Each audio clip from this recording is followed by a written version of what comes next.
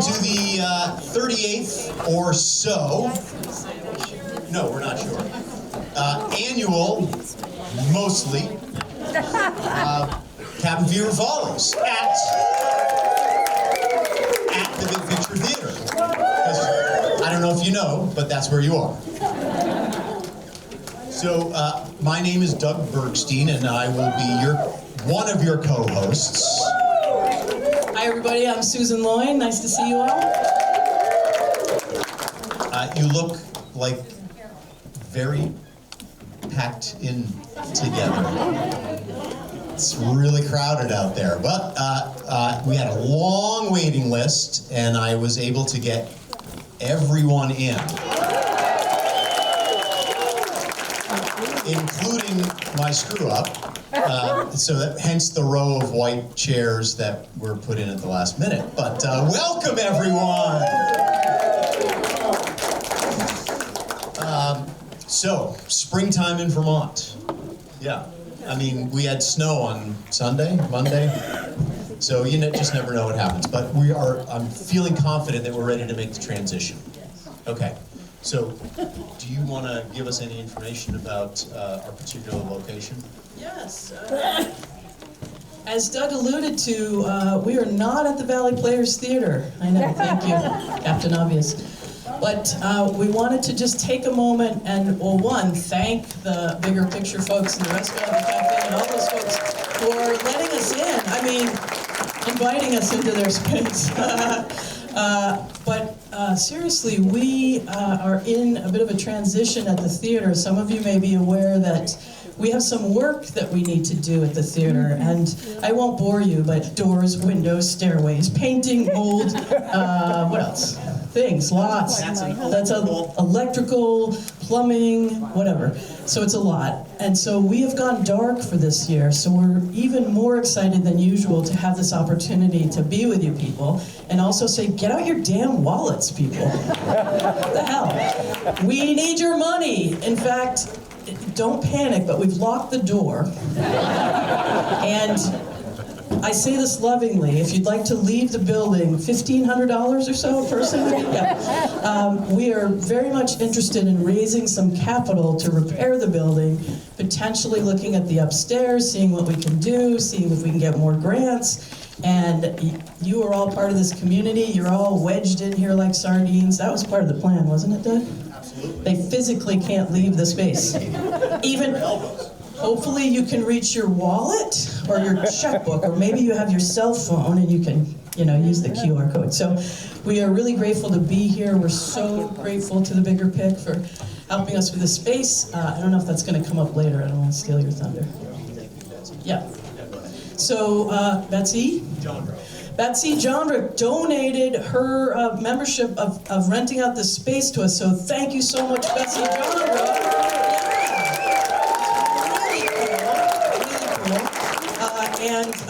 So because we're so excited and thrilled to be here, we are going to make a donation to their cause. In lieu of paying for this space, we're going to give them back some money from tonight, because I think we all need to stick together as an artistic community here in the Valley. Am I right? Yeah. So we'll be hitting you up with a capital campaign, but we do really appreciate everybody coming out tonight. And, we can unlock the doors later, maybe. We'll see how things work. Okay. Anyway, so how does this work? How does this work, Doug? Well, if you're new to Cabin Fever, raise your hand if you've never had this experience before. Okay, a couple of you. All right. Well, a sincere welcome. Buckle up. Here's how it works. If you've never been here, I'm going to tell you a little bit. And if you've been here for a long time, 20 years or so, you get to sit back and be really smug. I know all these things, right? Feigned disinterest. Feigned disinterest. I love that. So we have a series of performers that are going to come to the stage from all walks of life, literally. They play music, they sing, they act, and they do all sorts of things. But none of them do this for a living, or very few. Some have tried and failed, probably. That's another story. That's not the point. The point is, they are your neighbors, and it takes a lot of courage to get up here. It's really hard to get up here and do things like this, acting, singing, dancing. So we want everyone to be joyful and happy and celebrate your neighbors coming out.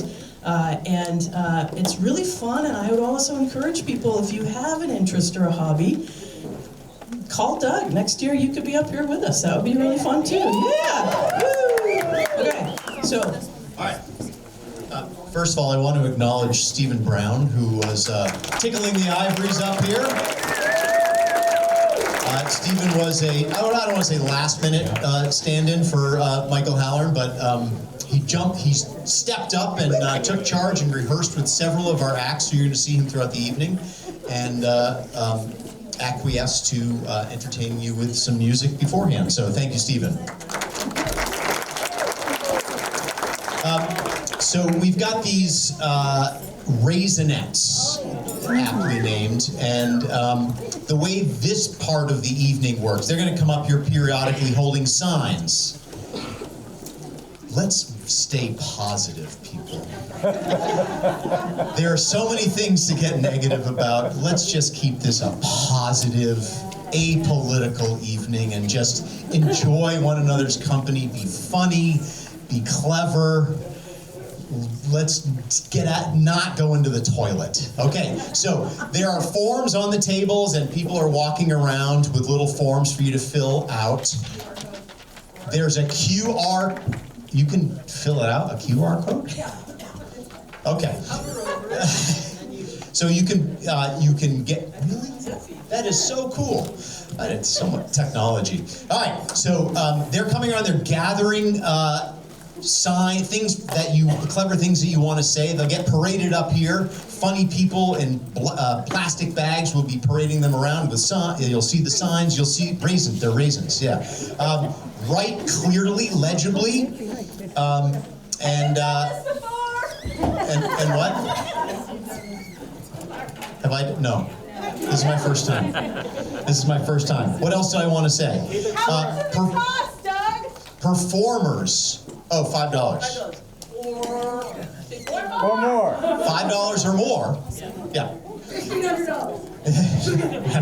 Keep it short, Doug. So now you know. Oh, I did say succinct, legible, succinct, legible, clear, funny, non-political. You pay with cash or Zeffy. That's the QR code piece. We got to get this show started. I'm ready to take a nap. Okay, I'm exhausted. Okay, we reserve the right to edit your signs. So we will laugh if you say something off color, but we won't show it. So there's that. Yep. Okay, last thing. Performers are out. We have no backstage. No one's hiding back here. The performers are out there, as what Susan said. You know, they're regular people just living their lives, eating dinner. There might be one right next to you right now. Anyway, somehow they need to get from there to here. Before you all got here, there was a nice clear aisle. So my vision is that somewhere in here they're going to meander up. So performers, you're going to make your way through here, you're going to get on the stage here, you're going to exit the same way. So you don't need to scoot in now, but when they come, you're going to need to scoot in. You know, scoot, expand, scoot, expand. All right. That's it for that, right? A few other... Little more. Housekeeping, emergency exits where you came in and off to my left. I'll give a $5 donation. Bathrooms are in the lobby. For mere $1,500, you can access. It's nice to see some of you enjoying a little beverage and snacks. Please make sure everything goes with you when you leave the theater. There is beer and wine at the back. There's a lovely bar. Brent, yeah. Woohoo! We have a blank form. Yes, he is here for all of you. I love that. Cell phones off. You won't be able to hear anything anyway, so there goes that. Okay? Okay. All right. I think we are... Oh, no. Okay, said that. Have fun. Remember to laugh when it's funny. Cry if it touches you in some way. Applaud at the end no matter what. Okay? Oh. Okay, so before I introduce our first act, we are going to see what these Raisinets have for you, and we're going to see if Henry has remembered how to use the board. Hit it, Henry. A little louder. Louder, Henry.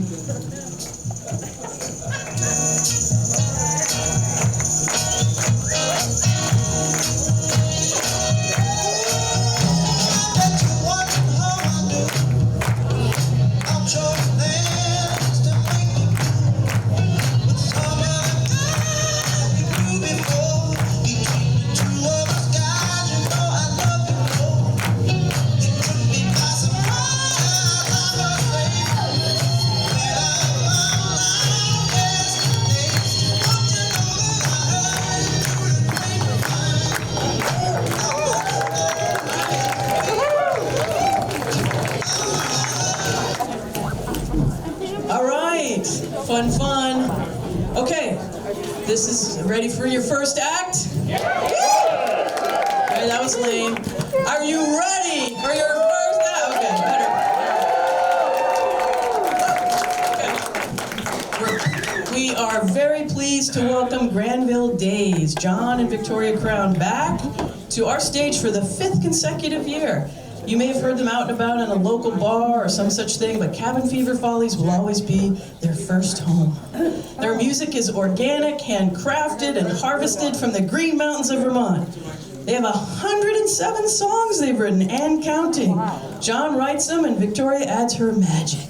Their first song is On Your Mark. Welcome, Granville Days.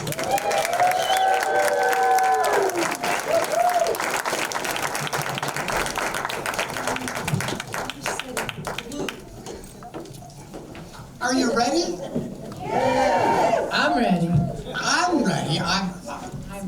Are you really ready though?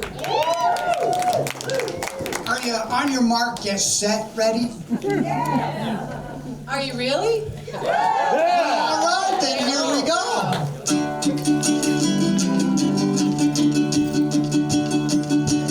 On your mark, get set, let's go. It's time for the Cabin Fever Follies show.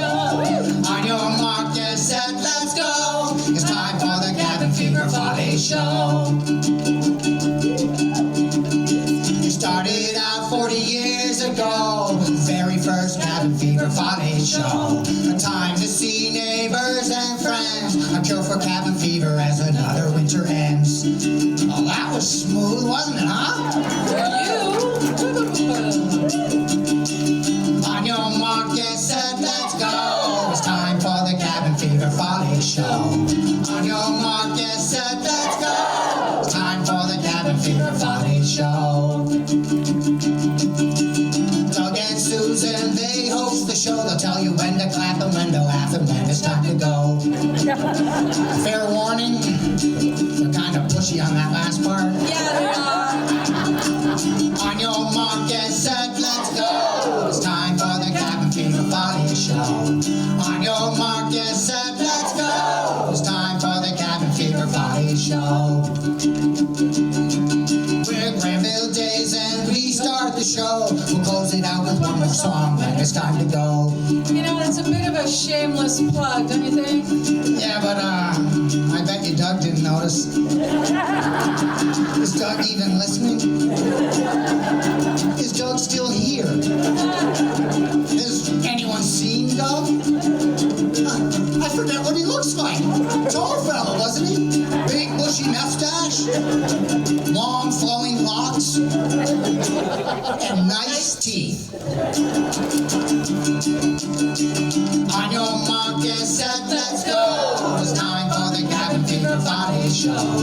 On your mark, get set, let's go. It's time for the Cabin Fever Follies show.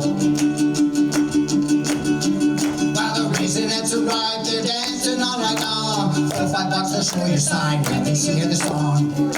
Well, that's what I heard through the grapevine. So cheesy. On your mark, get set, let's go. It's time for the Cabin Fever Follies show.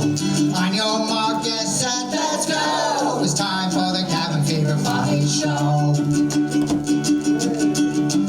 We got people telling stories, people singing songs, people juggling, people joking, this goes on and on.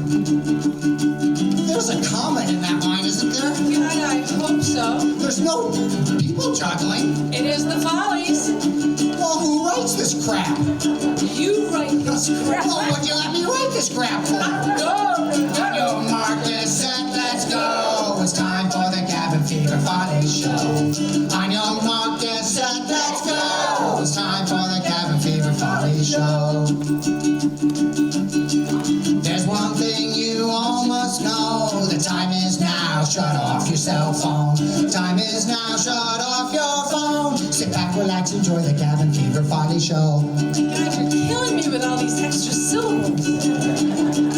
I'll add as many syllables as I want. It's folk music. It's a value for the people. Whatever.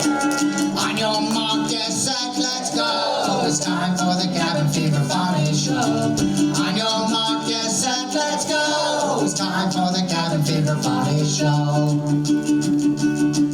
With Granville Days, we'll be back once more to sing a song and say so long and push you out the door. Kind of really? Really? It's just too shameless. Really? On your mark, get set, let's go. It's time for the Cabin Fever Follies show. On your mark, get set, let's go. The time is now, the song is done, now on with the show.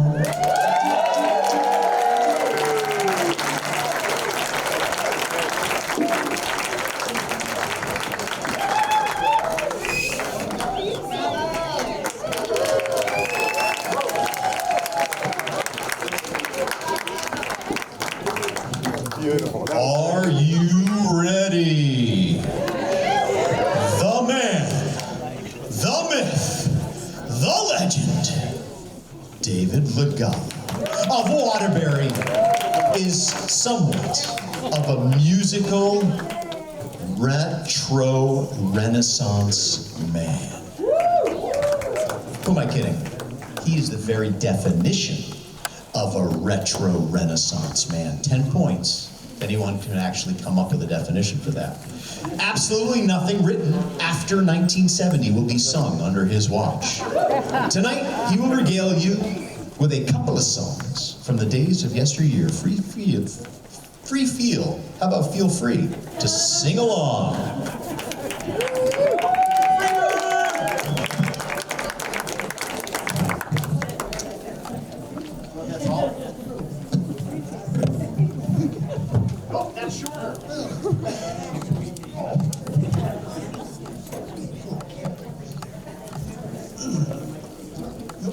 Nobody wants to hear me play.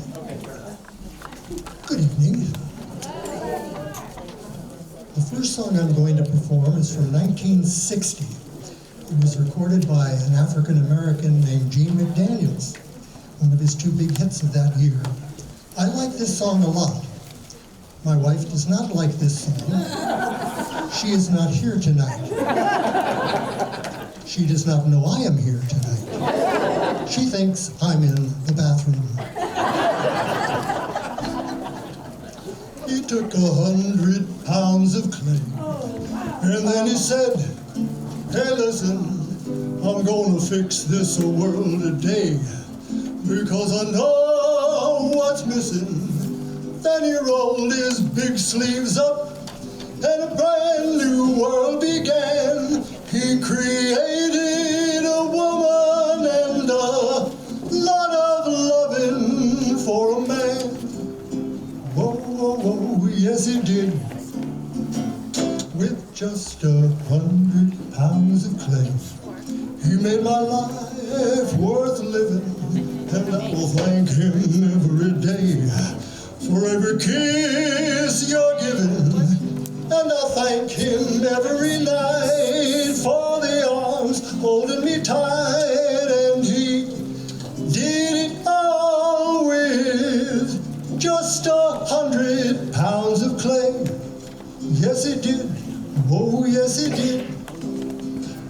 Now can't you just see him walking round and round, picking the clay up off the ground, knowing just what he should do to make a living dream like you. He rolled his big sleeves up, and a brand new world began. He created a woman and a lot of loving for a man.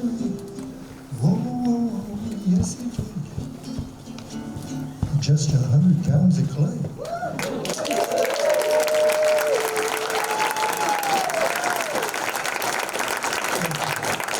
This next song is 68 years old. It was recorded in 1958. Now, when you think about 68 years ago, that's interesting. But when this song was recorded, 68 years prior to that, the year was 1890. Wyoming and Idaho were introduced into the Union as states. The gay 90s had just started. The U.S. Census Bureau said that the frontier was now officially closed. The The first man was electrocuted in an electric chair. Big deal. And Benjamin Harrison was president. Who the hell is that?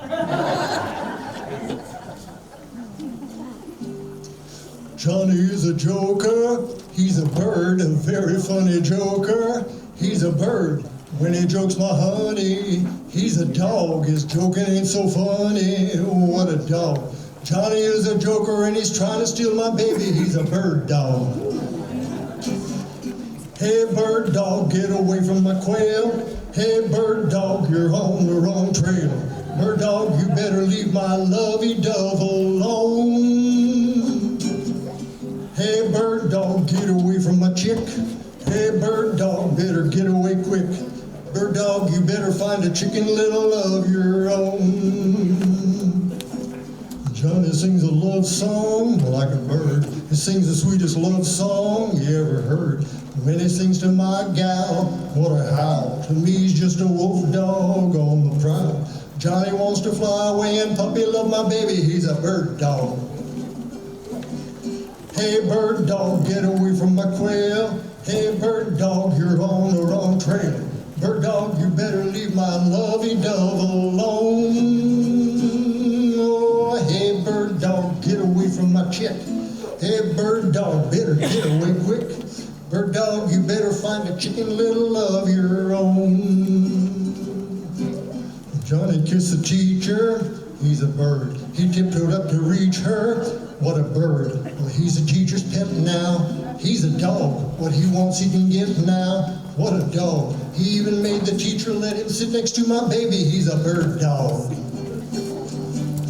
Hey, bird dog, get away from my quail. Hey, bird dog, you're on the wrong trail. Bird dog, you better leave my lovey-dove alone. Hey, bird dog, get away from my chick. Hey, bird dog, better get away quick. Bird dog, you better find a chicken little of your own. He's a dog.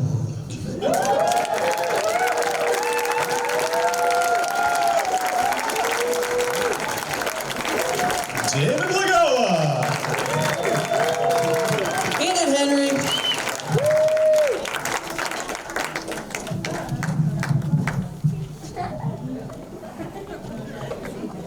I said, hit it, Henry. Don't make me come up there and bitch slap you, Henry. Oh, yeah, there's fighting words.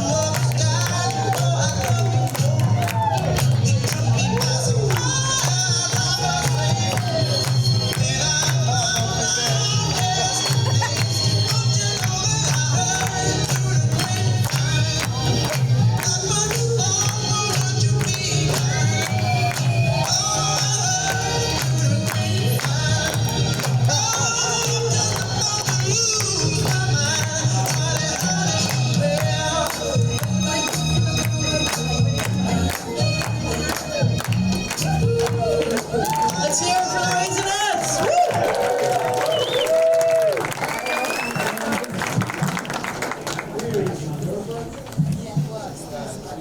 Woo! Okay.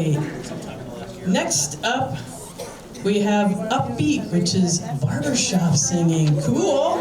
This next group sings in the a cappella style, and they're all members of the Baritones, women's barbershop chorus. Woo! They came all the way over here, people. Look, they're all sparkly. I love that. They came together earlier this year, and they'll be competing at the Harmony Incorporated Women's Singing Competition at the end of this month in Framingham, Massachusetts, which, fun fact, is where I was born, Douglas. Did you know that? That's true. That is a true fact. And I left very quickly. Anyway, they're hoping to qualify for the international competition that we held in Louisville, Kentucky. Please welcome Carol Carolyn, and April. Welcome, Upbeat.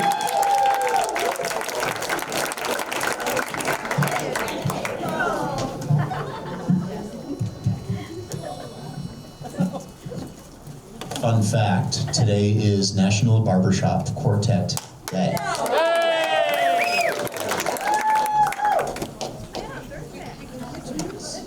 Okay, now we can do that.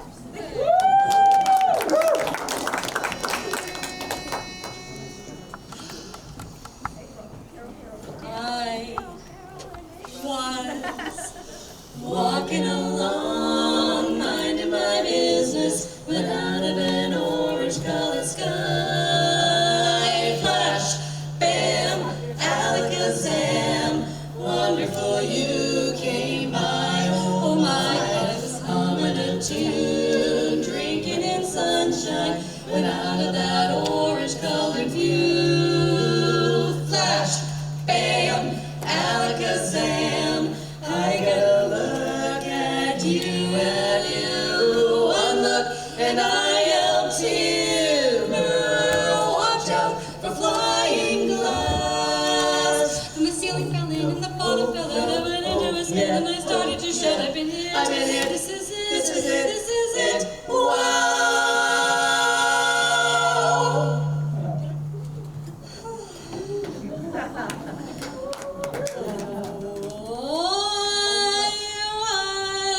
Walking along, minding my business, when love came and hit me in the eye.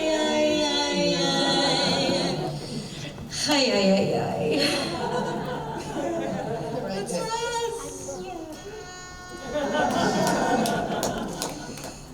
Oh, I was walking along, minding my business, when love came. Still not right. No, that's not right. Still not No, right. that doesn't sound right to me. Okay. Just think we have 2 weeks to perfect this. Now that's it. Gotta get it right. I was walking along, minding my business, when love came and hit me in the eye. Flash, flash, bam, alakazam,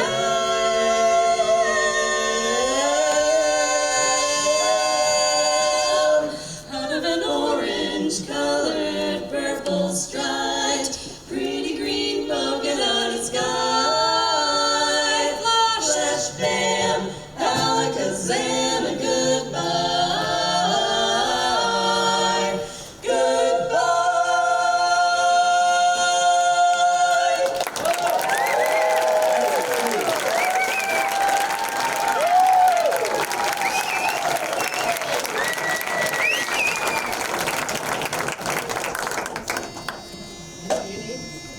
I think you could use some caffeine right now. Just to pull it in. Gotta get the right level of excitement and anxiety. Look at that.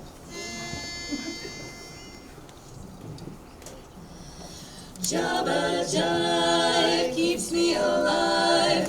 Pour me a cup when I first get up. I love coffee, I love tea, I love the Java Jive and it loves me. Coffee and tea and the jiving and me. A cup, a cup, a cup, a cup, a cup. Now I love Java, sweet and hot. Whoops to the sugar in my coffee pot. Shoot me the pot and pour me a shot. A cup, a cup, a cup, a cup, a cup. So slip me a slug from the wonderful mug, and I'll cut a rug till I'm snug in a jug. A slice of onion on a raw one. Draw one. Waiter, waiter, percolator. I love coffee, I love tea, I love the Java Jive and it loves me. Coffee and tea and the jiving and me. A cup, Boston bean, soybean, lima bean, string bean. I'm not keen for a lean unless it is a cherry coffee bean. Let me tell you now, I love coffee, I love tea, I love the Java Jive and it loves me. Coffee and tea and the Jive and me. A cup of Java Jive keeps me alive. Pour me a cup when I first get up.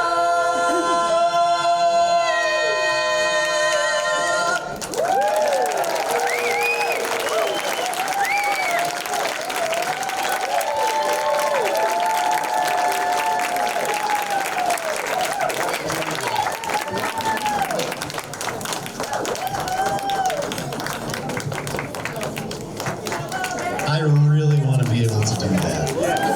That is so cool. If only. In my next life. Jessica, are you here? Not you, Jess. Okay, good. I just hadn't seen you yet, so I wanted to make sure. Jess, I saw you, yes. Okay, next up we have Jessica, mother, and Arabella, daughter, over from Montpelier way, right? They agreed to come back for another year. There's a big gap right here. Can't you see it? They have come. They are here to sing a song written by James Ingram, performed by Linda Ronstadt and James, along with James, for the animated feature, An American Tail. T-A-I-L. They will be accompanied by Stephen Brown.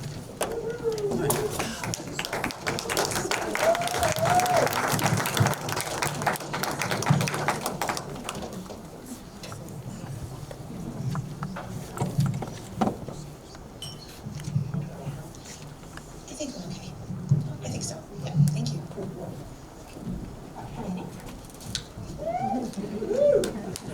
Never perform with children or animals. She's both. They steal the show.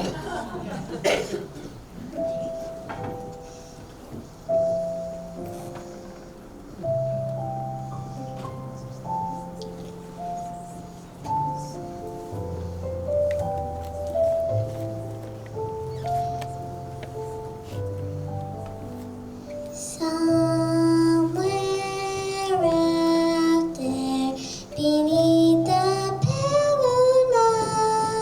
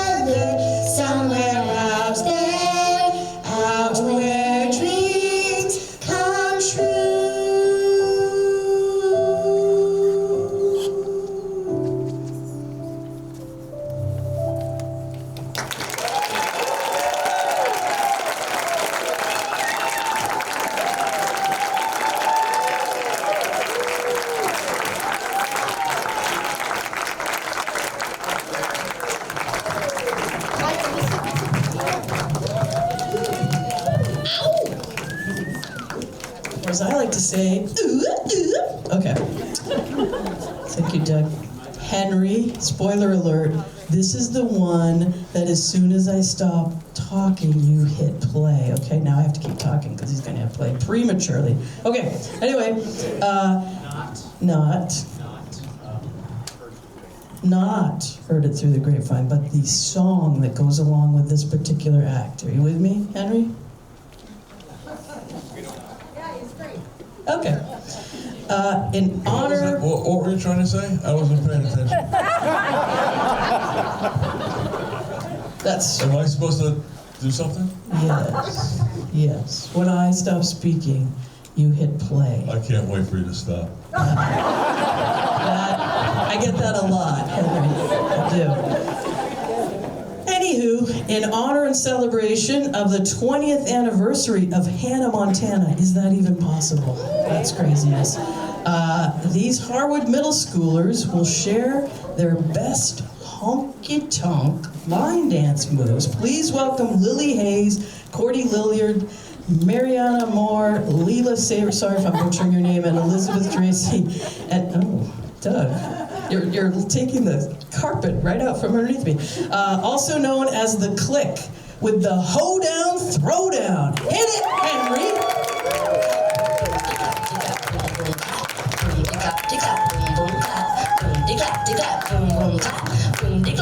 Try with me, here we go. Boom, boom, clap. Boom, de clap, de clap. That's right. Boom, de clap, de clap. Boom, boom, clap. Boom, de clap, de clap. 1, 2, 3.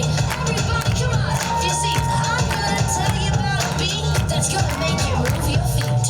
I'll give the barbecue show and tell you how to move. If you're 5 or 82, this is something you can do.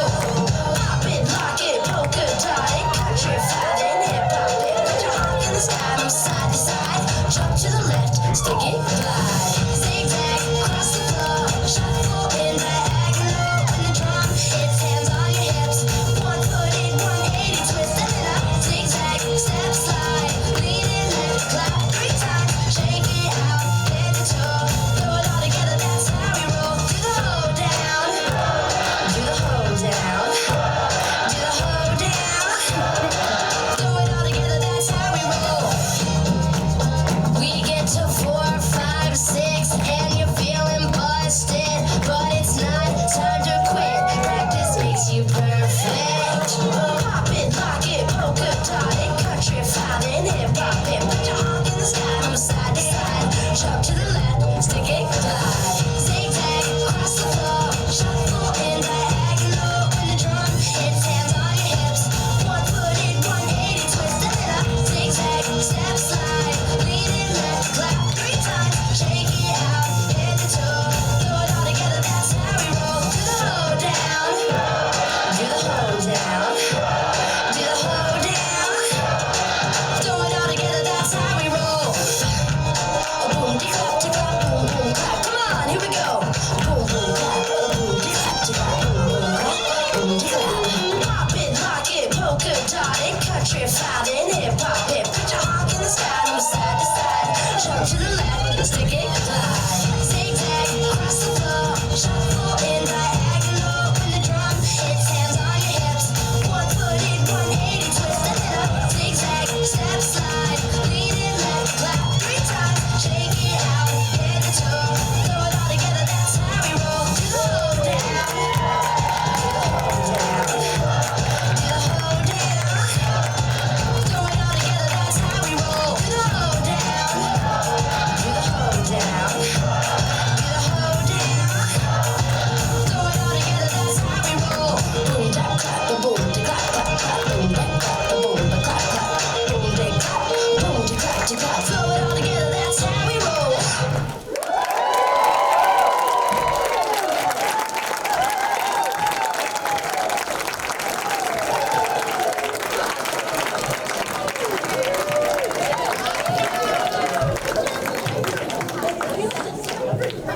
You see what our youth is working on?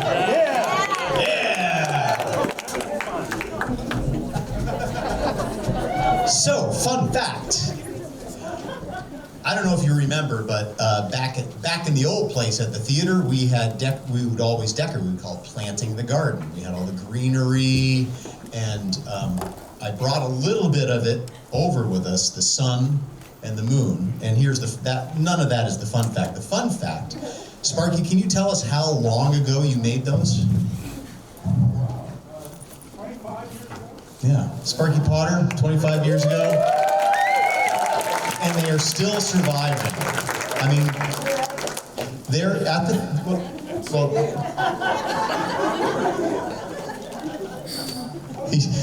yeah. He's getting old. Yeah. Say it, Chet, say it. Okay, our next act, a gentleman named Kit Crown, brother of John Crown, who you heard from Granville days. Now, Kit knows a lot of people mistake him for George Clooney because Kit is so devastatingly handsome. Frankly, it's annoying because Kit is sure that Clooney is nowhere near as devastatingly handsome as Kit is. Kit is also certain that he was abducted by aliens at birth because none of his three sisters are as devastatingly handsome as Kit is. Neither are his two brothers. As a side note, word on the street is that he's named Kit because he came unassembled. Just a collection of odd bits and pieces. Odds and ends, really, that his parents found in the bargain bin. So, I guess there are at least two sides to every single perception. Well, without further ado, you can start making your way down here, Kit. Without further ado, let's all avert our gaze and welcome the devastatingly handsome Kit Crown.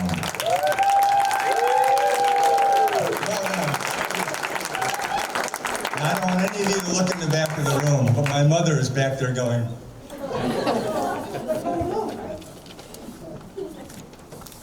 My Uncle Alan was to flamboyance what unicorns are to horses. One of a kind, mythical, has to be seen to be believed.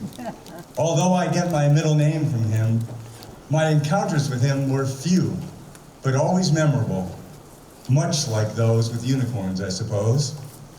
Alan was a stockbroker in LA, working for one of the big brokerages of his day. West Coasters had to be in early, at their desks at 6 a.m. in order to greet the markets that opened in the east before the sun was to dawn along the Pacific. His passion, though, was Dixieland jazz, and he fronted a popular band, Alan playing the cornet and accompanied by a talented troupe. California was a hotbed for Dixieland jazz back then, and they enjoyed a measure of success, even recording an album. Alan had one other passion, and that was drinking. No one I've ever met in my long journey could keep up with him. His astonishing appetite for alcohol was unstoppable. I remember one trip to California when my family all gathered, my grandparents, my parents, my dad's brothers, Alan and David, and all of us kids. My dad and his brothers polished off one bottle of booze after another until there was nothing resembling alcohol left in the house. At that point, my dad and Uncle David stumbled upstairs to sleep it off. But Uncle Alan, he found a bottle of cooking wine in the pantry and kept his jag running into the morning. He only commented later that, or lamented later, that the wine was a little bit salty. I had but one occasion to test my drinking mettle with him, and I surrendered quickly, my liver nearly exiting from torment. That visit was sadly the last time I saw him alive. He succumbed to liver cancer a few years later at the all too tender age of 62. Alan and his band thrived performing in beer halls around LA, playing and drinking into the wee hours.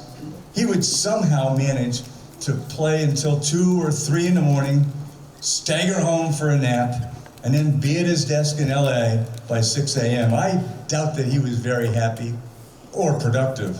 But the bloom of the evening was never far off, and that would always propel him forward. Alan would often let one or another of his bandmates sleep over at his house in Palos Verdes if they were too drunk to drive themselves home. One memorable house guest was his washboard player, and Alan had taken him under his wing on this particular night. They played and drank, and in the manner of lather, rinse, repeat, kept at it until dawn's nearly light. Alan was driving a 1936 Cadillac Opera Coupe at the time, a real treasure of a car. And he and the washboard player were weaving their way back to Palos Verdes after yet another night of excess. Alan gazed at his passenger at some point, and he spied his companion urinating on the floor of his beloved Cadillac. Oh. "What the hell are you doing?" he bellowed. There followed a moment of stunned silence, and then his bandmate looked up with a confused stare. And then he replied, "Oh, sorry, I thought it was my car."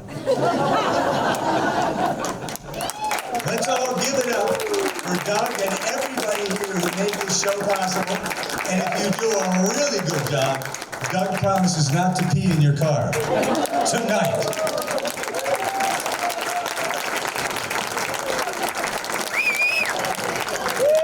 All right, Henry, the Raisinets are getting restless.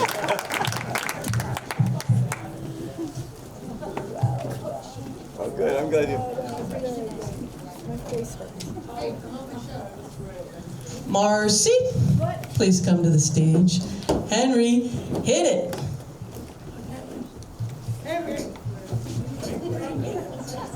That's you, Henry. Louder.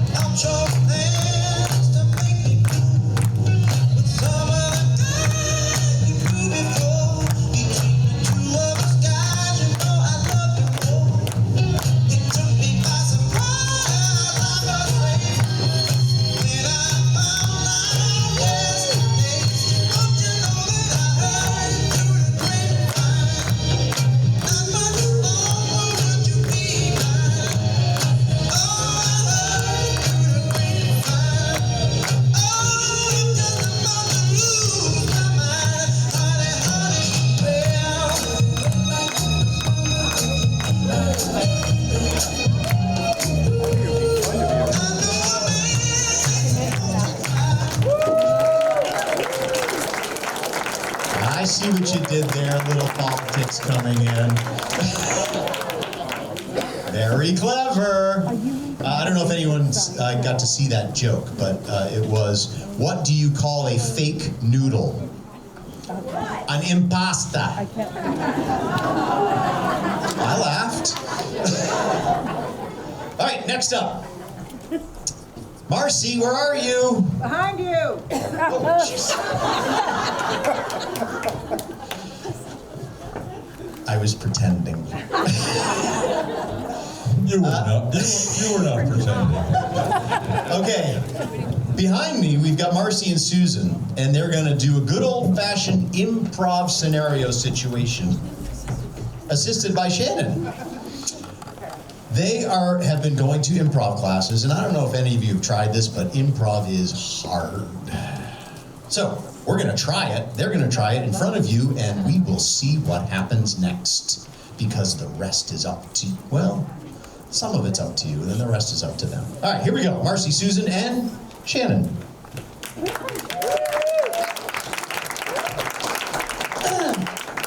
So, I'm going to need 6 emotions to start this off. So Disgust.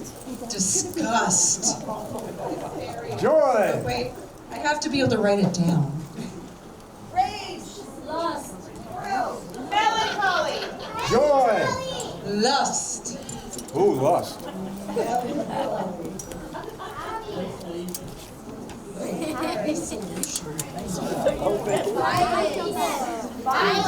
violence. Wow. Is that an emotion? Dark people. How about a nice emotion in here? We have lust. Joy. Surprise. Surprise. Okay. Ooh, and a location. So now we need a location. How do we feel about Kmart? Or would you like Antarctica? Let's go with Kmart. Attention, Kmart shoppers.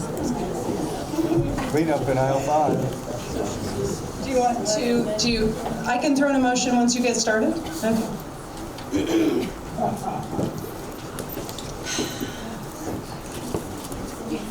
Not to visit me at work. I'm busy. But Mom, it's important. It's always important. Surprise. Oh my God! Did you leave school early? How did you get here? This is so unlike you to just show up at my place of work. This is amazing. Was this your birthday today? Yes, I was just coming in to get us, the teacher sent me here to get a snack. Disgust. Why aren't you in school? Talk to me, my friends over there. Well, I'm going to go talk to your friends and No. tell them that my truant daughter disgusts me. Set your box. Joy. Act like you love me. I'm just taking a 10-minute break. This is my daughter. Is she great? Put all the bars. Yep. You're gonna help me back? Can you help me back? My Yes. boss is looking. Melancholy.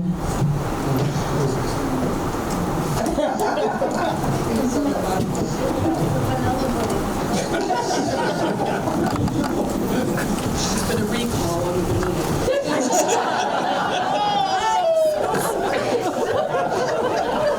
How do you feel about butterscotch? Isolation. Alex, and I'm bringing them back to my room. You can't just walk away. You said you didn't want me to be here, so you're on your own. How are you going to get home? How did you get here? You always do this. You create a scene and then you back off and you isolate yourself when people are trying to help you. Why are you really here? Okay, I got suspended. I plugged up the toilet again with toilet paper and my math test and my homework because they said I was going to fail, so I thought that way they couldn't tell what I did. So I wrote down and did manifest. Well, no, you are going to fail. You just flushed your homework down the drain. Well, it wasn't technically my homework. Is that why you got suspended? You were cheating on your papers? Disgust. Well, when you say it like that, it sounds so terrible. We're friends, and so we just try to help each other out. That's what Sally always does. I mean, that is it. I am sending you to the military academy. Had it. With your hijinks at school, you clearly can't be trusted. Lust. Does it have boys there? Of course it has boys there. It's a military academy. There's boys and girls. There's What time do we leave? There are separate dorms for the boys and the girls, and you will be isolated from the boys until such time as you can behave appropriately. Hey, Mom. Let's go right now today and start talking about it. I need to buy a few things, so is this, which way is the lingerie?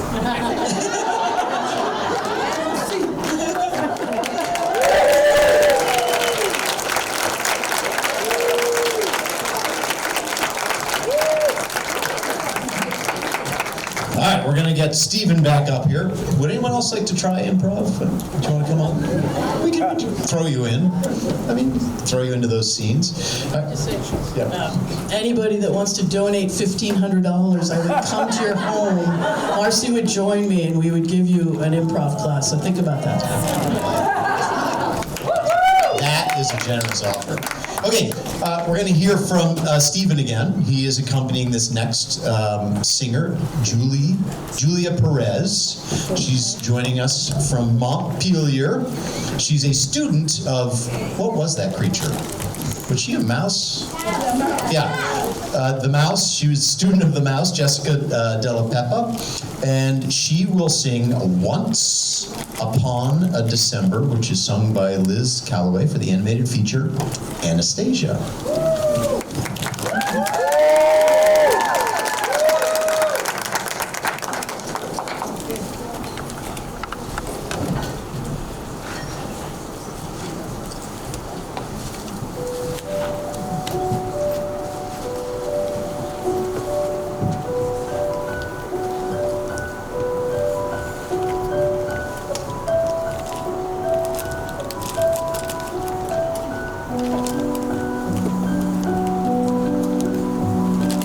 Dancing bears, painted wings, things I almost remember, and a song someone sings once upon a December.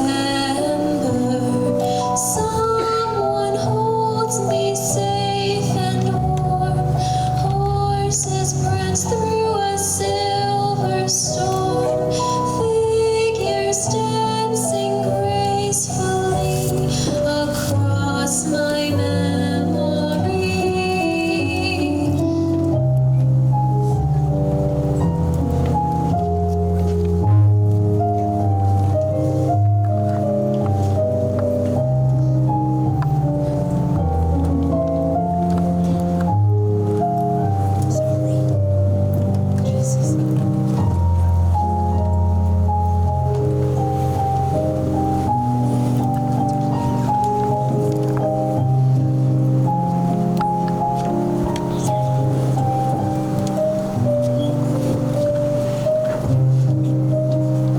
Someone holds me safe and warm, horses prance through a silver storm, figures dancing gracefully across my memory.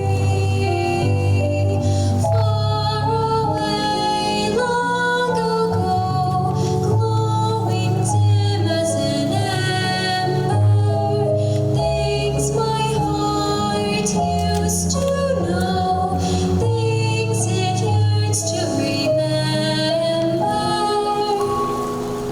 and a song someone sings once upon a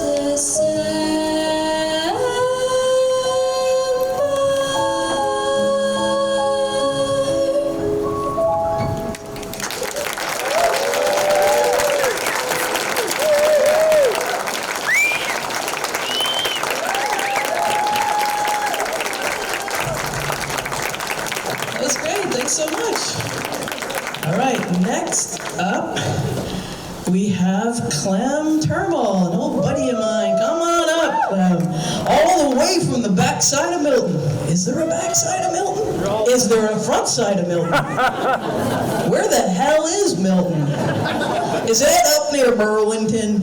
Okay. I guess you know that all sides in Milton are backwards. I mean, back. Clem is going to recite a poem by Linda Ellis called The Dash Poem. Ponder these words carefully and reflect with care. I think he's taller than me. Okay, thank you all. So I did the first show with Clue under the direction of Ruth Ann, and I thought That was a great community. You welcomed me, and I've learned about this, and I know this is a great community event. I've always wanted to do it. Never had a chance to do it, but these last 16 months have been kind of tough with all the social media and all the things going on, and I came across this poem that kind of took me away from that and helped me a lot. And as they said, it's called The Dash, and it goes something like this.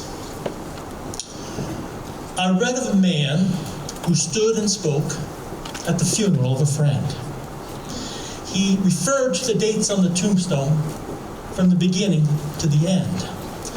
He noted that the first was a date of birth, and he spoke of the second with tears. But he said what mattered most was the dash between those years. For that dash represented all the time that the friend had spent on earth. And now only those who loved him knew how much that little line was worth. For it mattered not how much he owned, the cars, the house, the cash. What mattered was how he lived and loved and how he spent that dash. So think about this, long and hard. Are there things you'd like to change? Because we never know how much time we have left, so it can be rearranged. If we could just slow down enough to consider what is true and real, and always try to understand the way other people feel, and not be quick to anger, and show appreciation more, and love all the people in our lives like we never loved before. If we could just show them a little more respect and more often wear a smile, while remembering that our special dash may only last a little while. So, when they read your eulogy and all your life's actions to rehash, will you be proud of what they say about how you spent your dash? Thank you for sharing a little bit of your dash with us all tonight.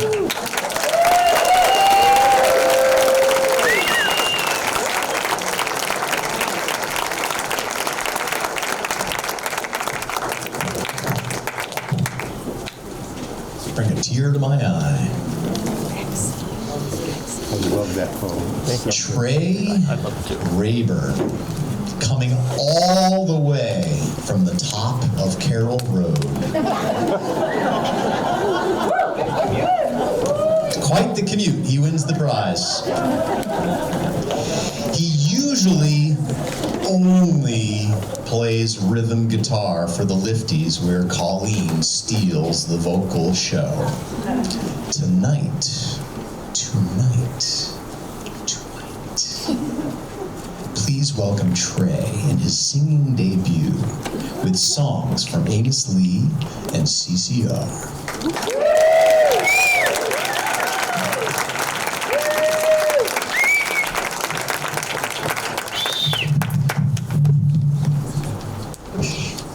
Where do you want your guitar? Which side do you want your guitar? That's it. Yeah, that's it. Little crisscross applesauce.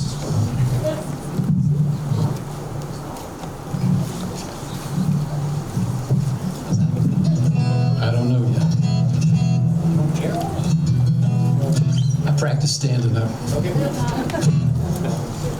Well, this didn't get any easier.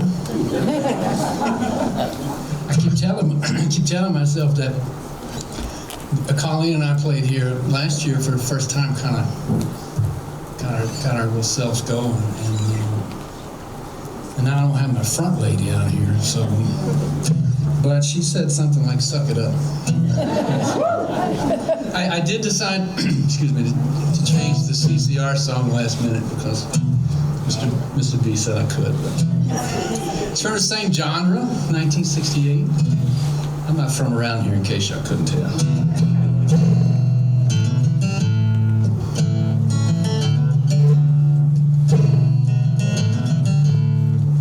Check 1, 2 here for a second. It's a song I like to play. I think it's just as appropriate as it was in 68 as it is now.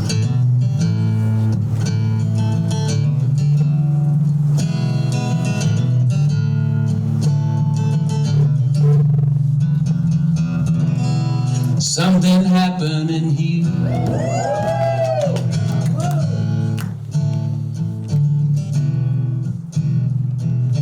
Does that sound right? It still sounds like something's off. Feedback? I'll just back up a little bit. Yeah, back up. It just sounds like there's feedback. We can hear your vocal.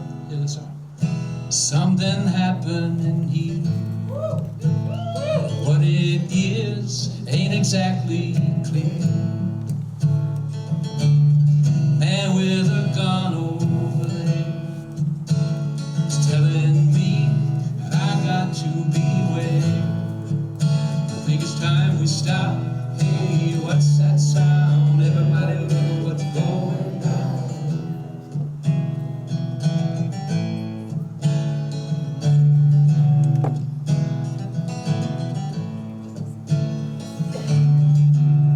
Battle lines being drawn.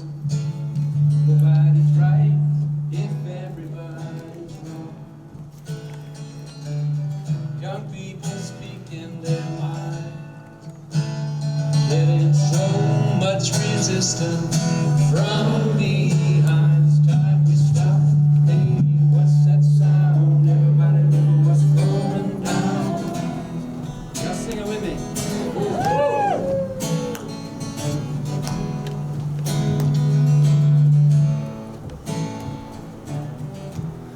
What a field day for the heat. 1,000 people in the streets, singing songs and carrying signs. Mostly sing hooray for our side. It's time we stop. Hey, what's that sound? Everybody look what's going down.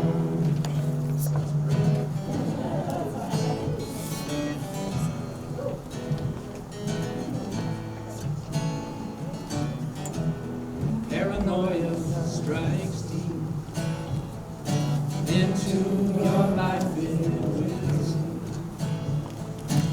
starts when you're always step out of line, may come and take you away. You better stop. Hey, what's that sound? Everybody look what's going down. One more time.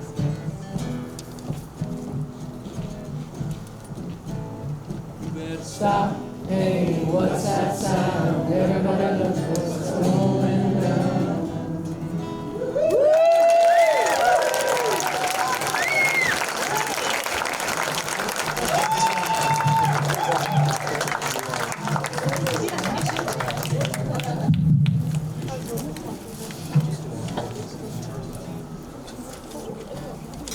Now this song I did stick with.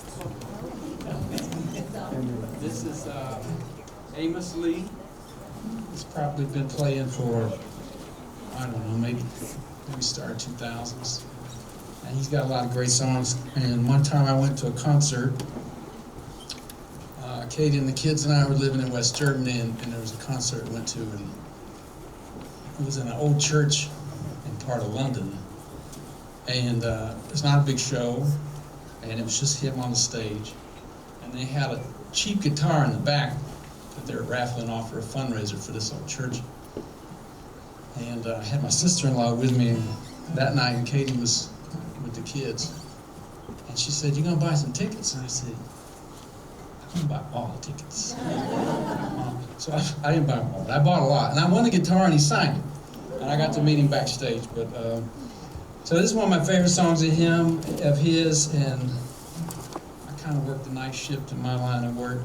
And this song's called Night Train.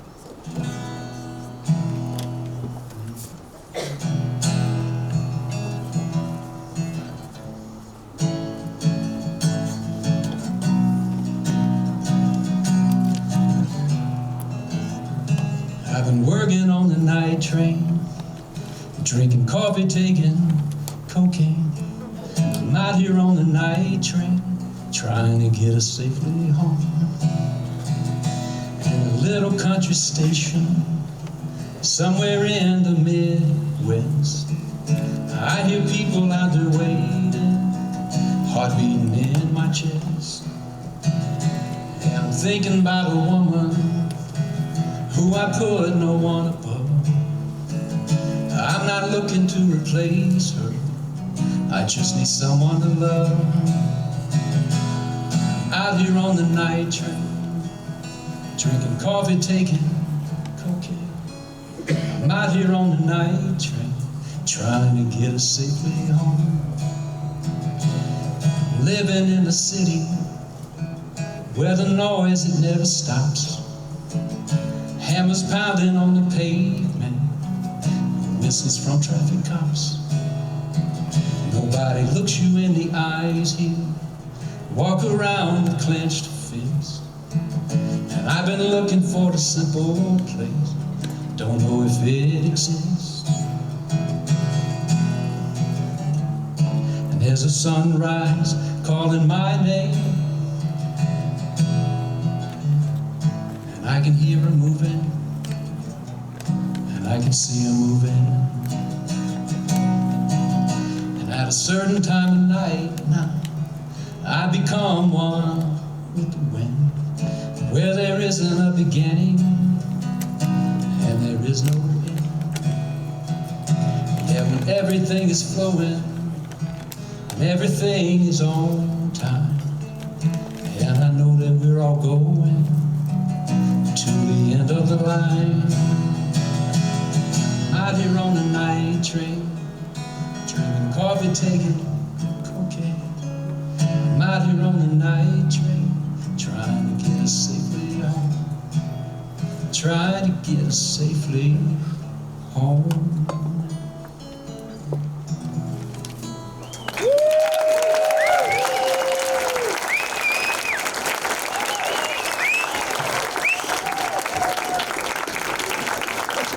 Thank you, Trey. Hit it, Henry.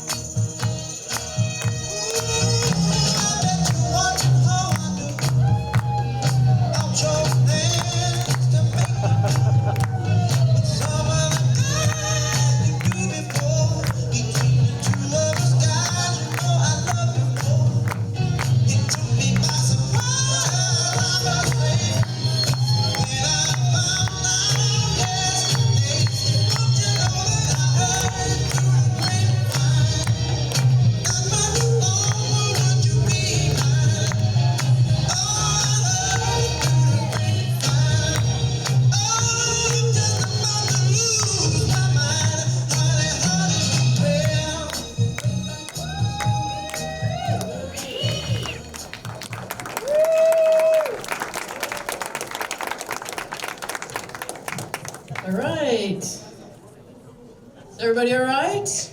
Heard there was something going on out there. I don't like to miss out on things. Let me know what's going on. Everybody, we'll do a buddy check. Everybody with their friends, feeling good? Buddy check. Thank you, Thank you, Marcy. All right, so before intermission, well, I guess it is intermission, ladies and gentlemen. During all right, it may be intermission. Let's go with that. Before we get into that, I wanted to make sure you knew about our next exciting Valley Players program, which if you can't get enough of Doug and I, we will both be there co-hosting. Very exciting, it's our 6th annual Story Slam. Woo! Yes. And you're not going to want to miss this because the theme is, that's why I shouldn't have been in charge. Now the funny thing is, people, I immediately thought of at least 10 stories and I had friends, maybe Shannon, who said, I've never had that happen. Because when I'm in charge, everything goes right. And I said, I hate you. But it's fun. People are going to tell stories. These are people from your community. It's just a really great gathering. And we're going to be over at the UCC Waitsfield Church in their, what do they call it? The Family Village Meeting House. And it's next Friday at 7:30, hosted by Doug and I. So we hope people will come out. Tickets are on sale right now. Okay, it's time to stretch your legs, use the restroom. Oh, we need more signs. Okay, we need more signs, so do some signs during intermission. And if you've made your donation, you can use the restroom. Also you can. Well, don't do this now because this could be chaotic. It's a tight space. 2 of you lucky so-and-sos have season pass tickets to the Valley Players Theater. What? Under your chair. But be careful. Hey, don't 2027, you smart Alex. Honestly, I said the same thing. We're giving away tickets to a closed theater. But no, we will be back, damn it. Woo! We will be back in January, and you could have season tickets to the next season. We don't know what, but it's going to be exciting. Yeah. And it's free, so stop giving me a hard time. Okay. Anyway, so the other thing is that clean up your mess. In the immortal words of Judy Reese, pick up your garbage, or we will pick it up, drive it to your house, and dump it in your driveway. So please, be thoughtful. Okay, so there's 2 passes, and we'll see you back in 11 and a half minutes. Do you want to hurry it up? I really have to pee. Did you make your capital donation to the theater? Oh, now you clam up. Okay, we'll see everybody in 11 and a half minutes. There's no table decorations, so well. What's spring? Oh, they brought flowers? Well, Sharon, did we do this? No, we didn't. Did we do this? No. Okay. Look, they brought lights. Oh, the bird is dead. If the bird hadn't died, you would have won. You would have been the winners. Yes, Henry.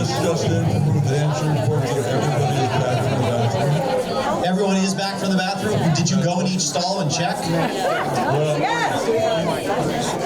What? Yes, Jessica. No one won. There are no winners. This is not middle school. You had to put in some effort. Okay, Henry says everyone's out of the stalls. You check the women's room? Okay. All right. We are ready for the second act. And my good friend Lee Potter is going to start us off. Now, let me tell you a little bit about Lee. Lee and I go way back. And you said yes? Like 35 years. Like 34 years. So I first met Lee when I started my teaching job at Facein Elementary School in 1992. And I have retired recently. Thank you. Don't I look like a man of leisure? How about now? So Lee was in 4th grade, and I started this thing at Facein called the Facein Talent Show, and he got up and he performed some redneck jokes. He was a big hit. The principal wasn't maybe too keen on them, but, you know, we made it happen. Oh yeah, Woodchuck, you're right. That's exactly right. Good memory, Lee. Okay, he's more mature now. Unlike some of us. And he has embraced the world of poetry. He's coming to this stage as our longest tenured performer. We do have someone coming up later who started when he was, I'll get into that later. Okay, our longest continuous tenured performer. And just like the number of Cabin Fever Follies, we don't really, unless he's going to correct me right now, it was so-and-so many years. What? He started when I was 7, and how old are you now? So let's see, 40 minus 7, carry the 1. Please welcome Lee Potter.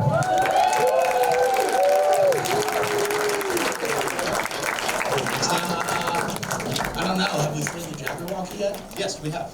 Okay, then yes, it's can. Okay. Touchdown. Speaking of which, what are our favorite teams here? What kind of teams? Football, baseball? Football. Giants. Oh no, not the Bills. Oh God. Okay, Manchester United. the Eagles. I mean, I go way back to the Eagles. That goes probably to me in high school. I failed high school. I actually got kicked out. Okay, on with your poetry there. That's another story. I blame you.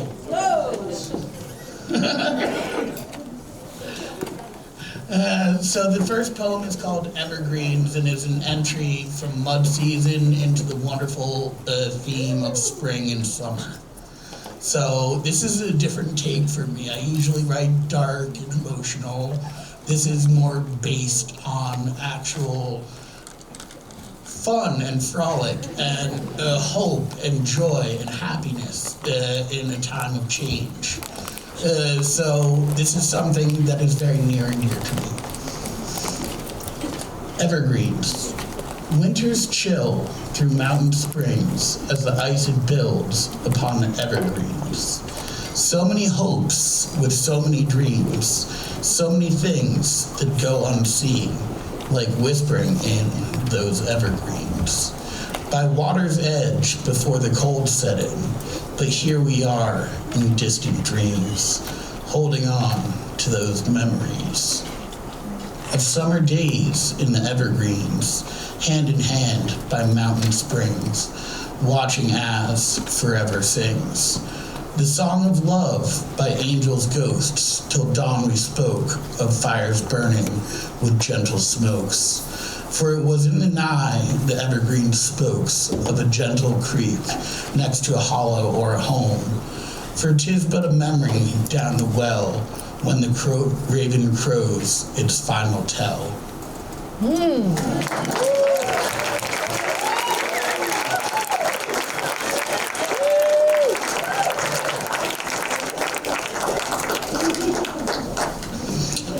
Alice in Wonderland. We all know the tale, but this is from a different perspective. This is from the inner metaphorical perspective of dealing with your own struggles and seeking out in fantasy what you can't reach in reality. The way Lewis Carroll meant it to be written.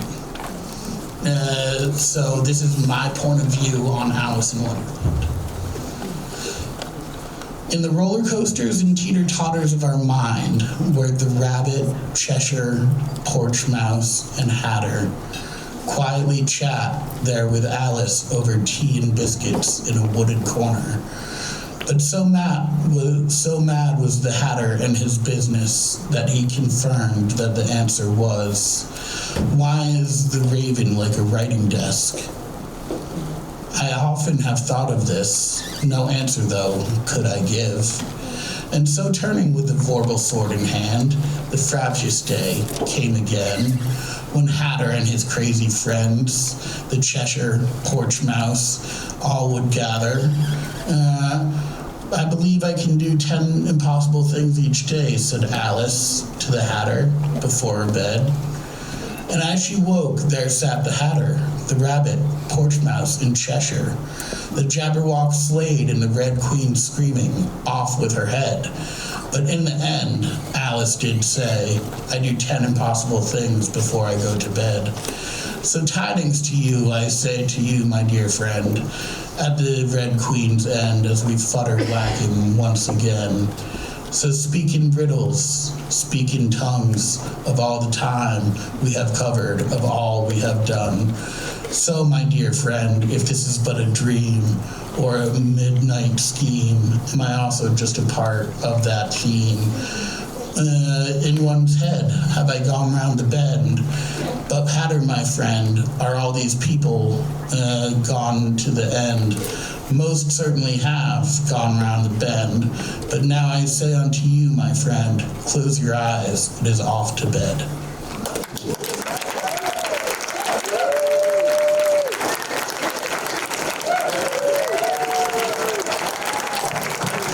Now, as Doug said, I've been doing redneck jokes since I began. Woodchuck jokes, good correction.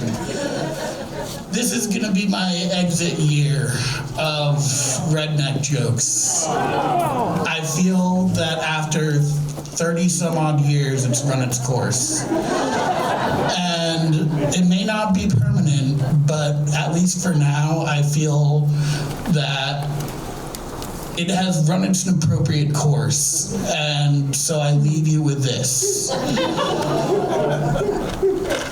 Have you ever had a fight with an animal over whose clothes they are on the clothesline? Or what words to say appropriately at a funeral wearing a tube top? Or who's honored to defend at the top of a water tower? Or even what words to say at the start of the national anthem, like, "Gentlemen, start your freaking engines."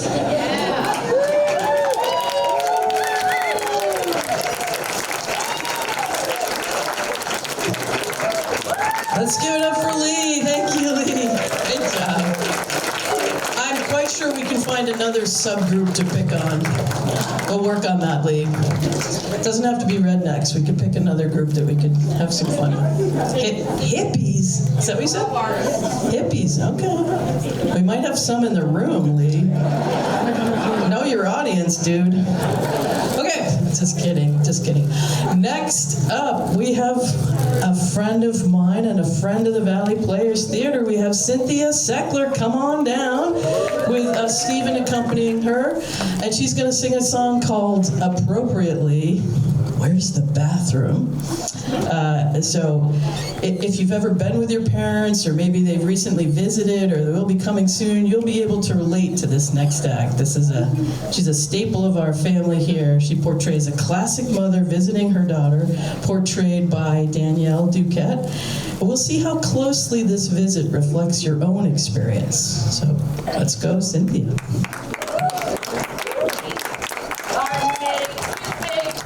Where is this apartment?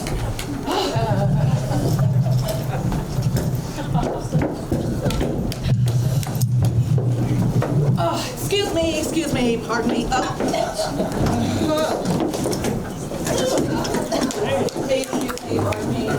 Excuse me. Oh, that's more serious.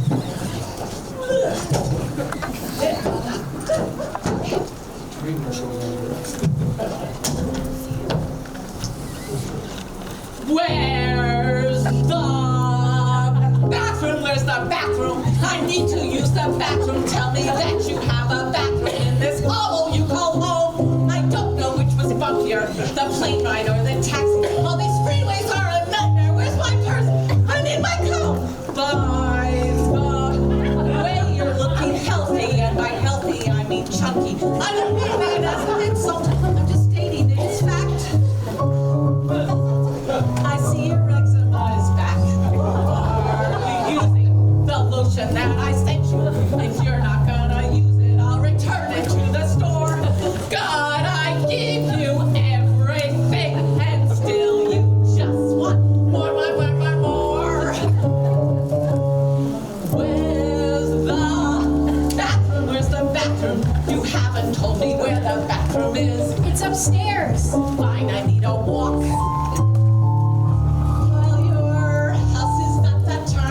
Some florals wouldn't kill you. If you ever get a vacant, it's so nice to sit and chat. Since when did you have a vendetta against bosses? When did you stop wearing makeup? Are you sure that you're not gay? I'd still love you if you were gay.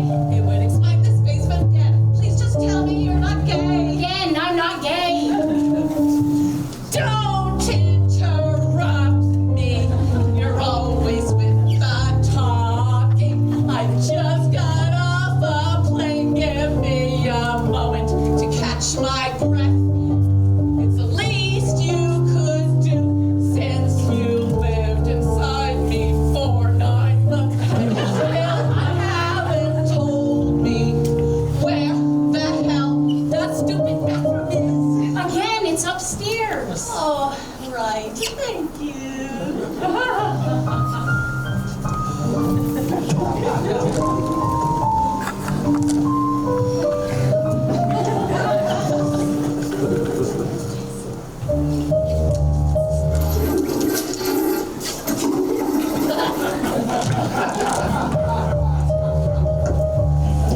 You call that a bathroom? That's what passes for a bathroom. There are no bowls of rocks or any decorative soap. You don't even have a back mat. Who doesn't have a back mat? If you need a back mat, I can. Oh, did I tell you? A bishop in Wisconsin said something anti-Semitic, so the temple has decided to boycott cheddar cheese. Everyone asks how you're doing. How is little Becky? Is she still a big shot lawyer? And to that I just say, please. You won't get a husband this way. At least you have your career. I'll wait you throughout your career to shoot this California dream. I wasted all my dough on Harvard and Yale for you to be living in a dump in nowhere, USA. Banner by the minute on this crazy Goya food. Just put my luggage in the room. Can I get a glass of water? Hold me back in a moment. I need to use the bathroom again.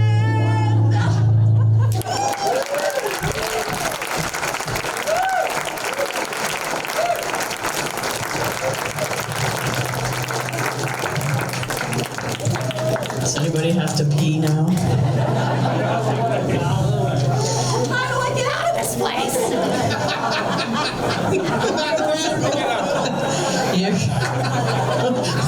Oh my God, she's coming back.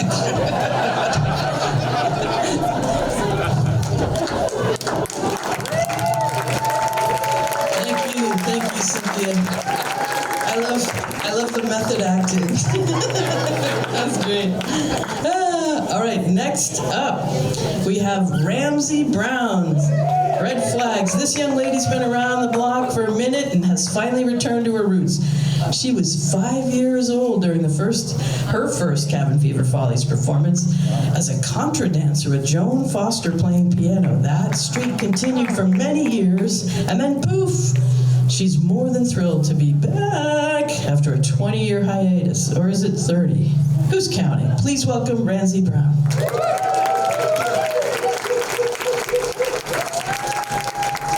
Sorry, just a note. Oh, this is loud, Henry. This is really loud. Joan Foster's here tonight. Hey, Joan! She's out there somewhere. Bye, Ramsey.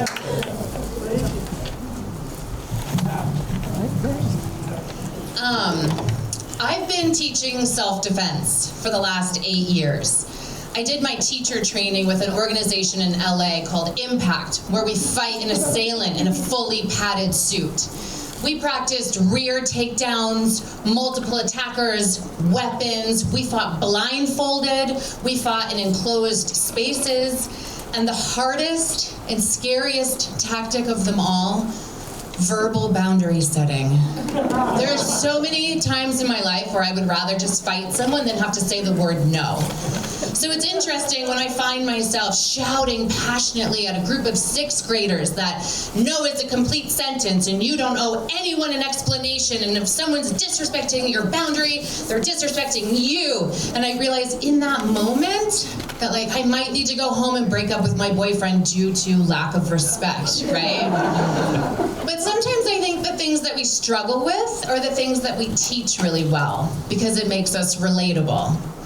So much of my life I was non-confrontational, and so a lot of people that knew me were shocked to find out that I loved to fight. I mean, I was surprised to find out that I loved to fight. My instructors had to pull me aside and say, Ramsey, when you continue axe kicking someone's head when they are already unconscious, it's not considered self-defense anymore. At that point, you could get in a lot of trouble. I was like, what? Same goes for if someone's running away from me and I'm actively chasing them. Apparently that means it is no longer self-defense, although I think that that's a little bit of a gray area. But with all these years of experience and all this training, it's hard to admit tonight that I have found myself in a very verbally, emotionally, and physically abusive relationship with my 3-year-old son. It is very bad. We are emerging from a long and dark winter, and I'm just realizing what trouble I'm in. If any one of my students came to me and they said that they were experiencing this behavior at home, I would say, you are in danger, girl, and you need to get out. But I can't get out. I am trapped, and he knows it. And I hear myself saying the things that you hear on true crime documentaries, like, oh, it's fine, it's no big deal, I know he loves me, he's just kidding. And one of my favorites, I could change him.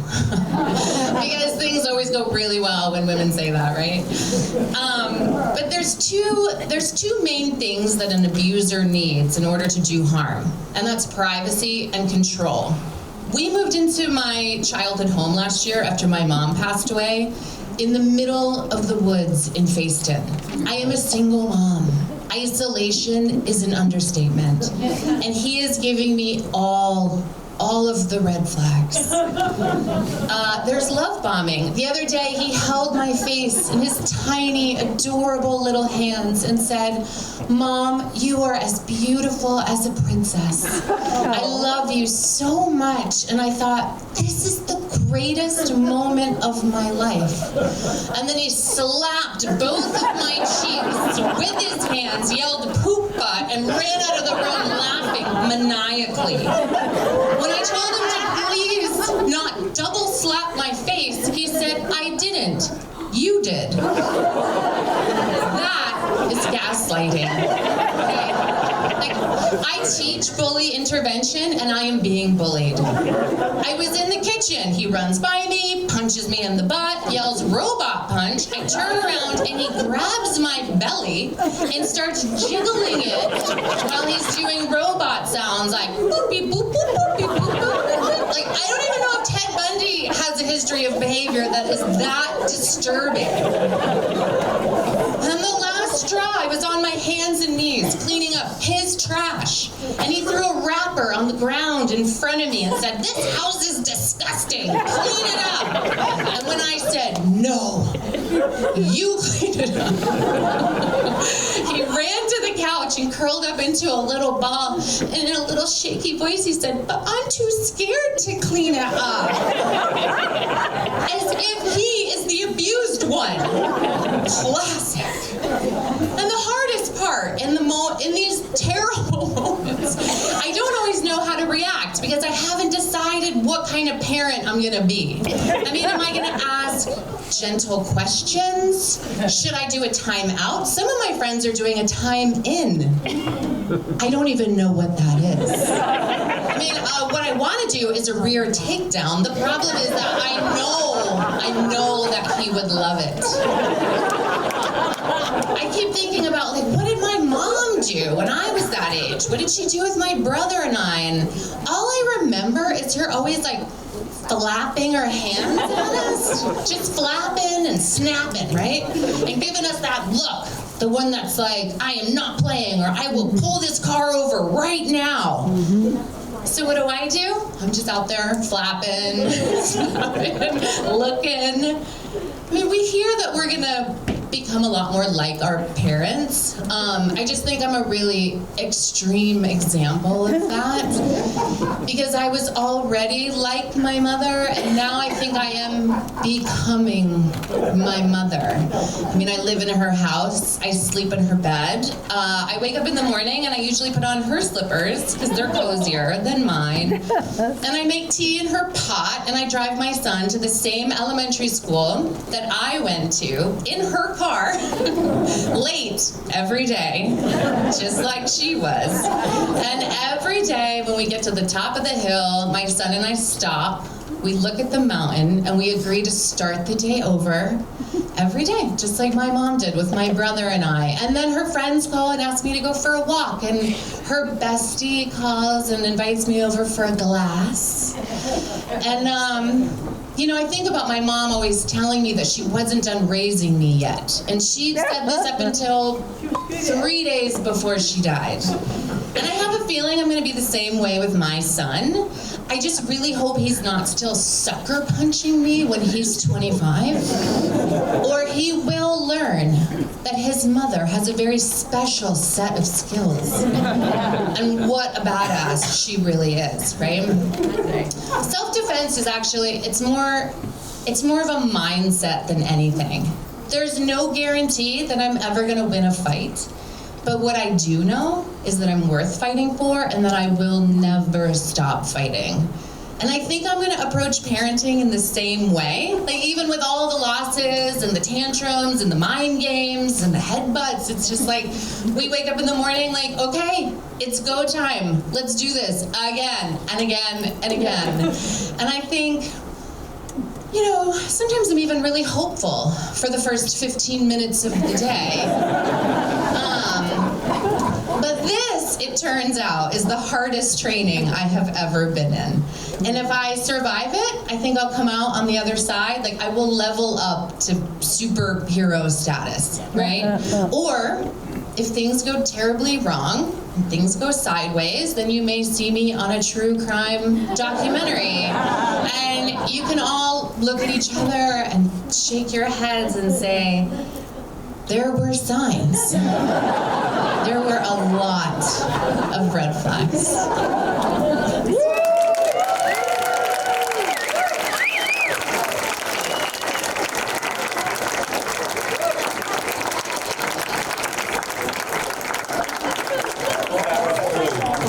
Thanks, Ramsey. Okay. The Raisinettes are to my left. Henry, are you ready?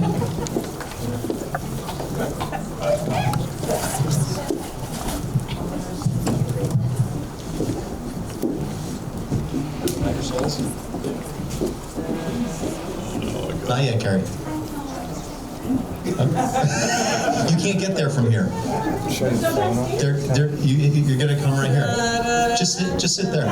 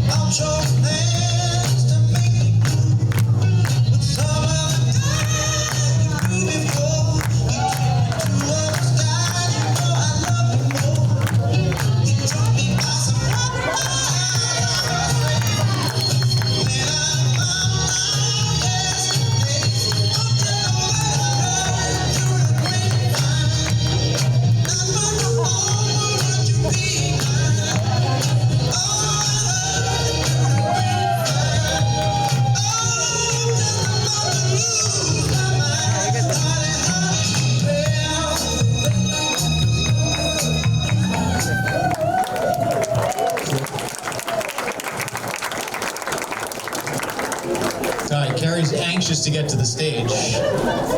So Carrie's our next person, singer. One of them pooped. Before we start with the next, I have to explain what happened with the lead into the Raisinettes coming out. AI took over my phone and said, would you like a summary of the song? So what did you say? I can't say that. Okay, fair enough. Okay. Well, thanks for sharing, Henry.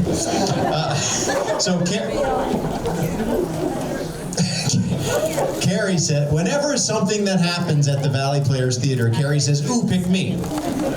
Am I right? It's true. It's true. So whatever we do, she wants to be involved in some way or another. So here this is her favorite way. Sing, yeah. So she is going to sing a song. Oh, she sends her love to you, Jason, by the way. And she wants to remind, did you tell her? No. She wants to remind you that she sang this song to you 29 years ago at like your first or second date or something like that. No, I was only partially listening. I don't have a Oh, you were cohabitating. Remember that part? Well, she's singing it to you again. My heart will go on. Carrie Phillips.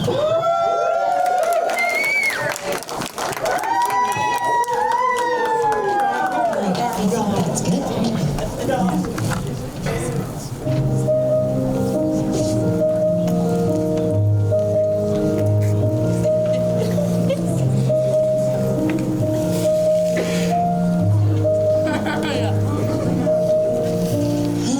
Every night in my dreams, I see you, I feel you.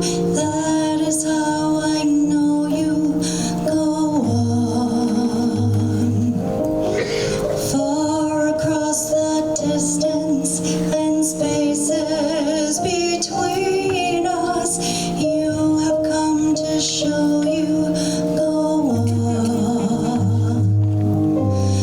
Near, far, wherever you are, I believe that the heart does go on. Once more, you open the door, and you are here in my heart, and my heart will go on and on. Love can last us one time and last for a lifetime, and never let go till we're gone. Love was when I loved you, one true time I hold to. In my life will always go on. Near, far, wherever you are, I believe that the heart does go on. Once more, you open the door, you are here in my heart, and my heart will go on and on.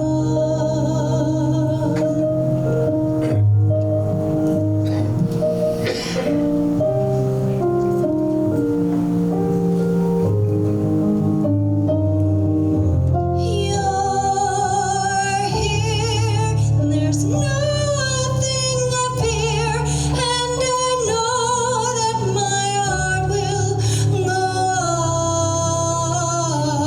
on. We'll stay forever this way. You are safe in my heart, and my heart will go on and on.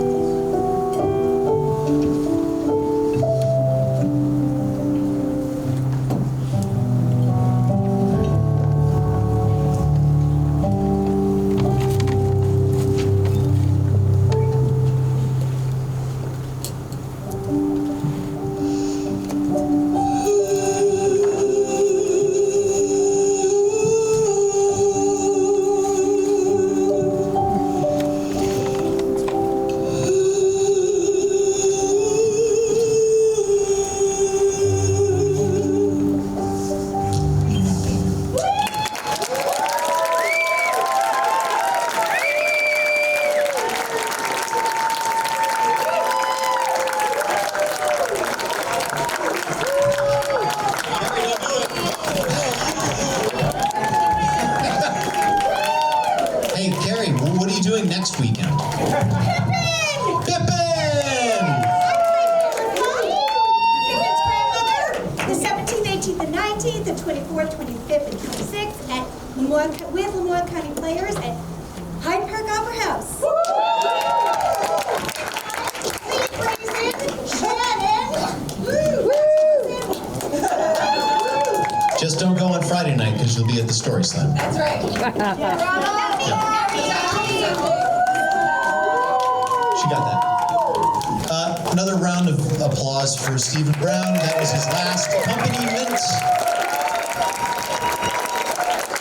We'd have him back, I think. All right, check. Oh, there we go. Going mad. Do you all remember hanging out with your friends? Don't start yawning, Allison. Got her. Hanging out with your friends. She always does that when I start talking. John, would you like to send that message to her for $5? You mean stop yawning? Yes, I would. Because you know why? There's only 4 acts left, and I gotta get my messages in now. Here's my $5. Yeah, that's the way. Can you make change for a 50? No, but you can donate.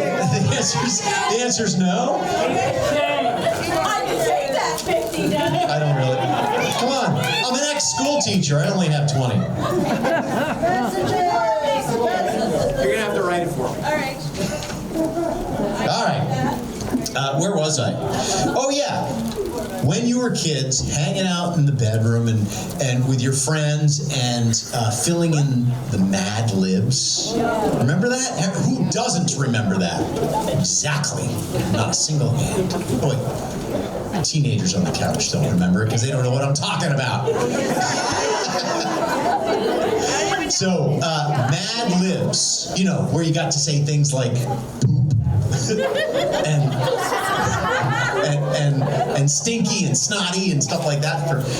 Anyway, we're gonna try Mad Libs with 100 of you.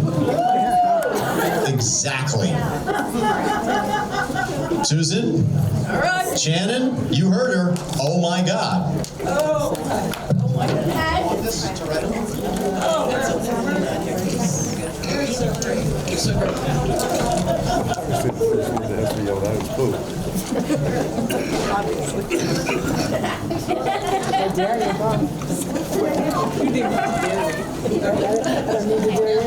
Who's ready for Mad Libs? All right. We're back for another year. We're back for another year. Yes. And we need a lot of help from the audience. Well, we just need a lot of help in general, but in this particular moment from the audience. So the first thing we need is an exclamation. Bam! Boom! Golly galoshes. Bam! Bam! What? Did you say crappers? What do you live under a rock? What the? Crappers with a Z? Crappers. Is it okra? Okay. Is it okra?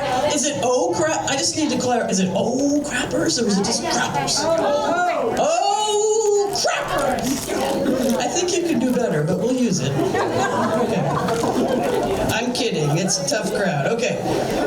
So next we need a bunch of nouns. So we're just going to say, shout out some nouns. Shirt. New York. Your mom. Your mom? That sounds like you. Okay.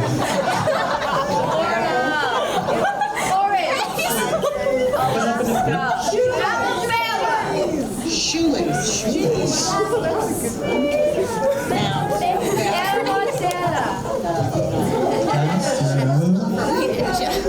Okay, we need a verb. Jumping? I heard jumping. Did you hear jumping? That means somebody knows what a verb is. That's good, because usually I have to tell people that. Okay, some more nouns. What? Another noun. More nouns. No. Cow. You all need to go back to school. Okay, cow. Cow. Person, place, or thing. Never mind. Unicorn. No, wait, we're not at that yet. What are we doing? It's adjective. Oh. 2 adjectives. Ugly. Ugly? Is that what you said? What? And sexy. Bad. Ugly and sexy. Whatever floats your boat. Okay. Another noun. Skunk. Your mom. Adjective. Adjective. Stinky. Slimy. Noun.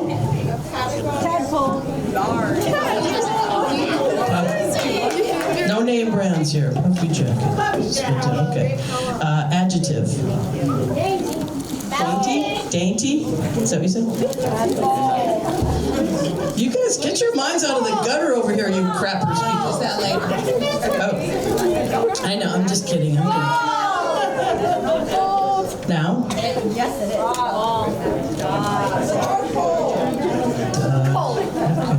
Okay. Now, this is tricky, people, but I believe in you. It's a verb ending in ing. Sleeping. Pooping it is. Okay.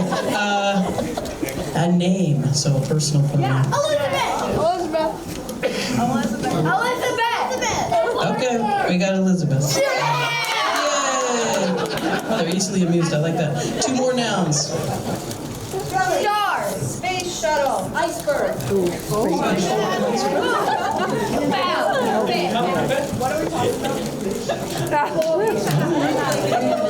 I know, that's what I was just thinking. Okay, we're another noun. Camera. Proper noun. So again, that's like Alabama. no.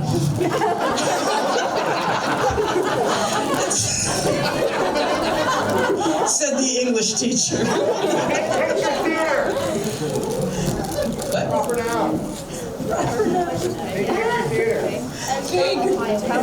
Okay, we'll go with that. Sure. Adjective. Pink. Pink? Okay.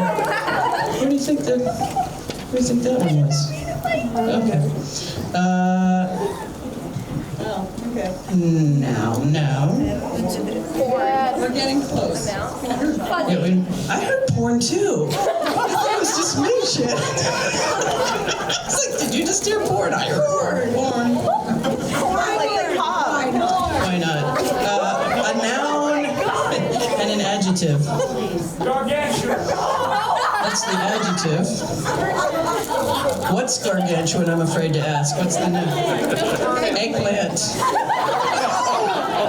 Isn't that an emoji for something naughty? Moving on. 2 more nouns.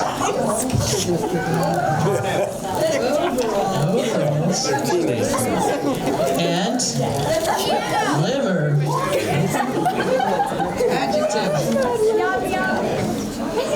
Adjective. Belly. I heard super. Okay. Very close. Close. 2 more. Final 2. Noun and an adjective. Noun first. Noun. Sun. Sun. I think you said bathroom earlier. Adjective. Horrid? Is that what you said? It's an interesting crowd, Jim. I'm hearing porn and horrid and all kinds of things. Horrid? Okay. So thanks so much for your help. Being that we are the Valley Players Theater, we thought it would be appropriate to do an ode to Shakespeare. We're going to read the balcony scene from Romeo and Juliet. You may be familiar with some. We had to cut the scene quite significantly as it's very long, but I think you'll notice some of the phrasing, and I will be playing the part of Romeo, and I the part of Juliet. But, oh crappers! What shirt through yonder yo mama breaks? It is the apple, and Juliet is the shoelace. Arise, fair bathroom, and jump the envious cow, who is already ugly and sexy with grief. That, though her skunk far more slimy than she, be not her puffy jacket, since she is dainty. Oh, dog pooping, wherefore art thou, Elizabeth? Deny thy space shuttle and refuse thy iceberg. Oh, if thou wilt not be but sworn my camera, and I'll longer be a big pick. Oh, wilt thou leave me so pink? What porn canst thou have tonight? Sweet eggplant, be gargantuan. Good overalls, good liver, parting in such super sorrow that I shall say, good son, till it be horrid.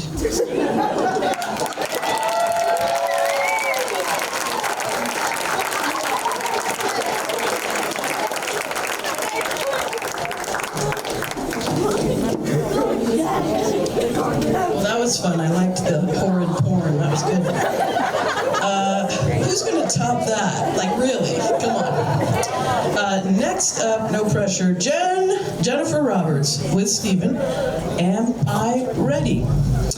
Jen Roberts joins us next. Jen has been inspired by TV's Golden Bachelors and Golden Bachelorettes. People of a certain age putting themselves out there and trying to find love. She thought, who better to share my experiences with than the Cabin Fever Follies audience? Buckle up! Are we ready?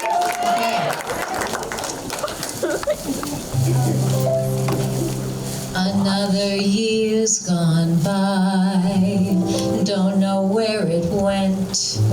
Forgive me, but I really need to vent. Always a solo act, must that be my fate? Or could there still be time to find my soulmate? Am I ready for dating? No time for waiting. How does the senior crowd do dating? Time to put myself out there. If I think I dare go for a little golden time of my own, online and IRL. Photoshop works so well. ChatGPT for the perfect profile. There's an 8-minute dating event coming up soon, and boys, I will be seeing you there. That's right. Today is the day, and I am on my way. For God, it starts at 4. That kind of works for me. Let's go, I've got this. More people than I thought. Good God, they all look old. Is that what I look like? You think I'm too old for you, but you're 82 and I am 16 years younger than you. You might want to rethink that. Wait, you're not like super wealthy by any chance, are you? No? Okay, bye. Oh wait, I think I see bachelor number 3. It's gonna be a while before he gets change tables. I think I dodged a bullet. Good luck. I'll see you next time. Next time.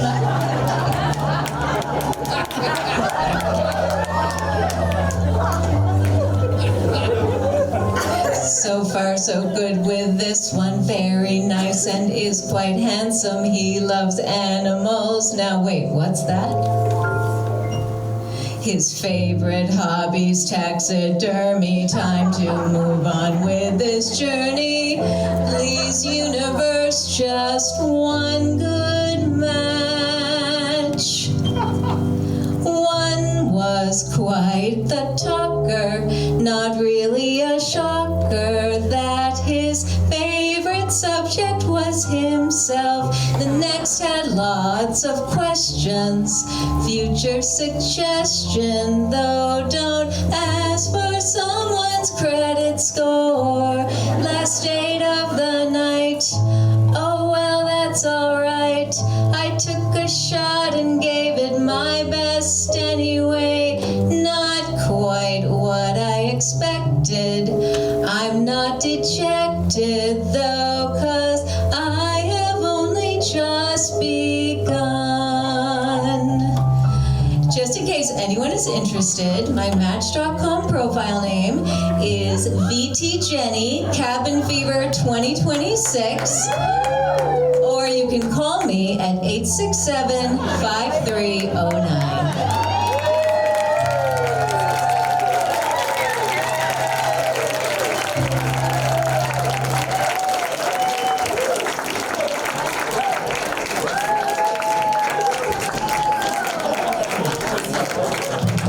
I don't know if you remember her from previous shows, but she is quite creative with her songwriting skills. Okay, so I've got a court order in front of me. I'm going to read it. I got to read it verbatim.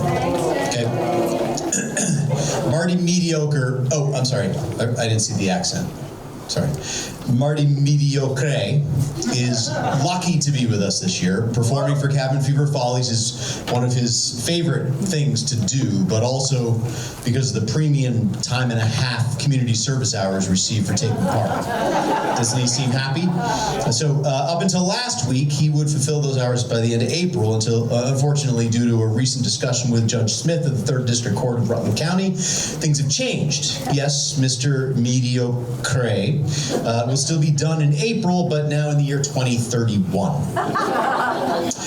If the judge is here, I don't know if he is, but if the judge is here with us tonight, Marty would like to point out how intelligent and handsome and well-spoken and well-dressed and just the best human being he had ever met. And if the judge is not here, I can't read this. This is a family show. I'm skipping this part. In closing, Marty would like to apologize to the organization Puppies Without Paws. He knows that he slandered them online and in doing so caused the extension of his community service hours. What the hell did you say? All right, he swears he thought Puppies Without Paws was fictional and now knows that Puppies Without Paws do excellent and needed work. And so in compliance with court orders, Marty, Mediocre, must now perform without speaking.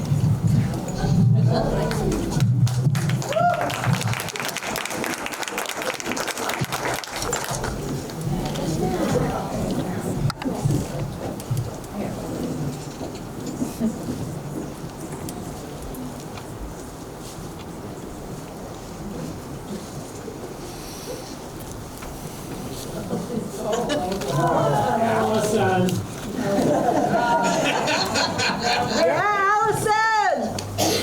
Come on, Allison. Allison!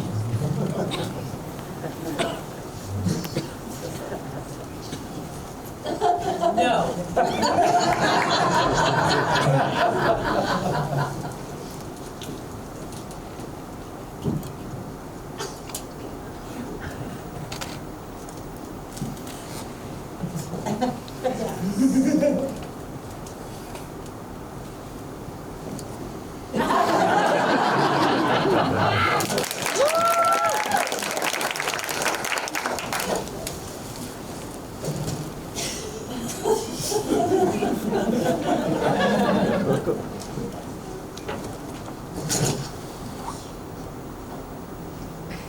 Yes.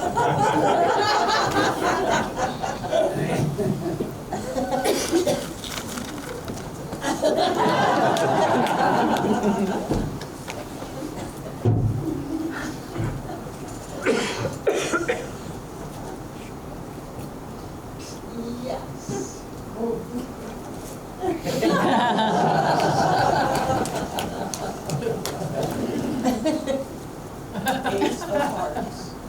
Ace of hearts.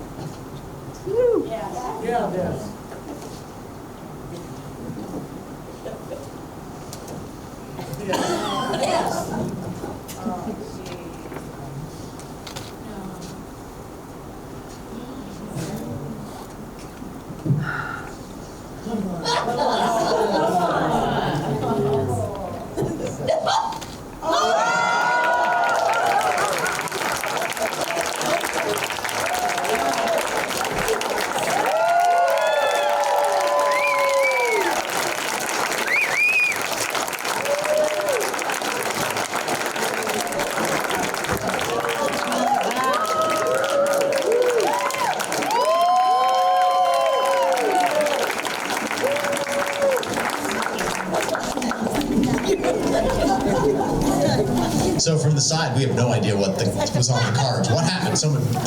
Just a quick summary. What happened? All the cards. Have the cards. He picked the Ace of Hearts? Yeah. Whoa. He should get 2 times, not just 1.5 times. All right, where are we with Raisinets? You mean they're gonna come out? Okay. So you're up. Okay. That sounded cool. We couldn't see anything. No. Henry, what the? No.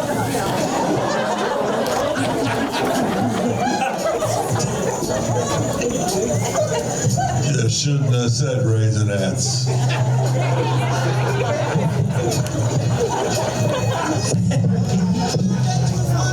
No, they're not quite ready, Henry. They'll be out soon. Kill it. Thank you. We've come to the end of another exciting show. You're creating a lot of anxiety in me. That's my I'm intention. starting to feel, that old song? Why is everybody always picking on me? Yeah, that's probably your theme song. You should look into that a little deeper and get help. Okay. So we've come to our final act. I hope, has everybody had a good time? Woo! Now, we would like to welcome back to the stage John and Victoria Crown for our closing number, and then, Henry, we're going to do the Raisinets. I know that's jarring for you, but we're going to sing the song and then do the Raisinets. So welcome back. This song has been specifically written for this event. That's pretty cool, and everybody's encouraged to participate. And just don't clap off beat, or else we're going to have to come after you. So welcome back, Granville Days.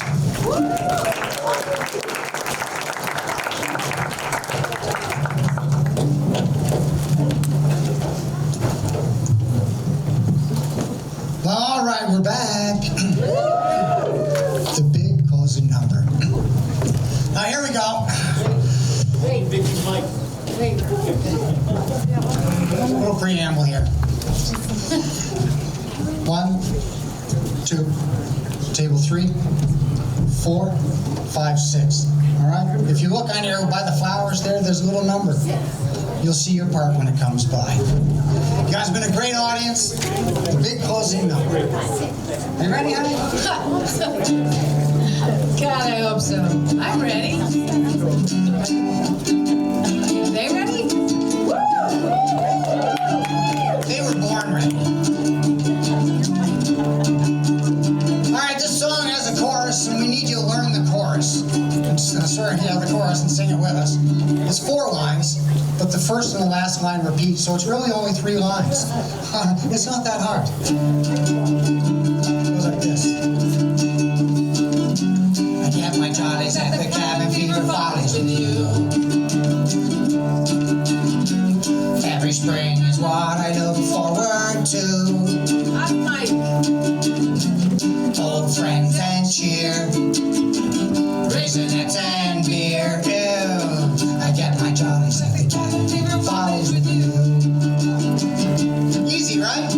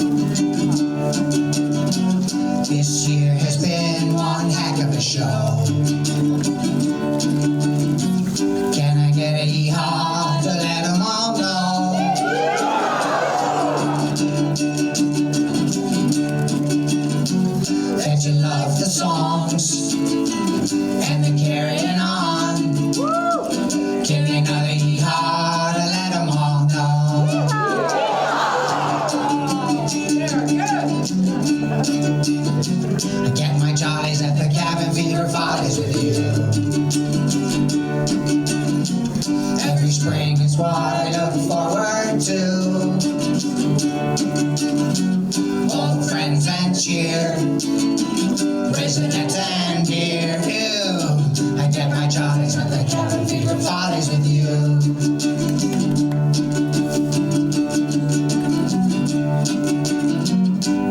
All right, tables 1 and 2.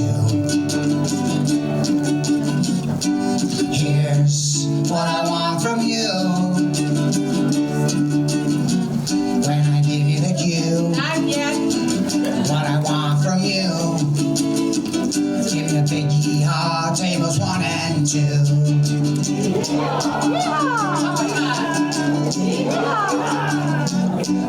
Okay, tables 3 and 4. Now you know what you're in for. Tables 3 and 4. Let your voices roar. Not yet. Give me a big yee-haw, tables 3 and 4.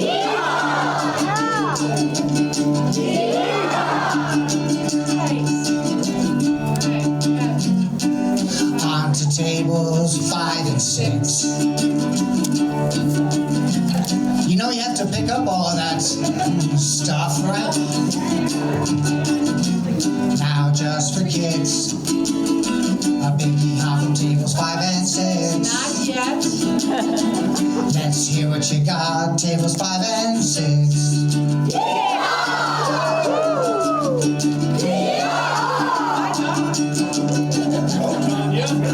That leaves all of you in the cheap seats. You know what to do and who to beat. When I give you the cue, Not yet. you know just what to do. We need a yee-haw from the cheap seats too.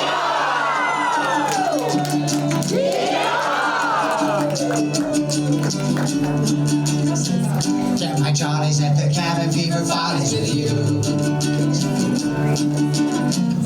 Every spring it's what I look forward to. Old friends and cheer, Raisinets and beer. I get my jollies at the cabin fever Follies with you.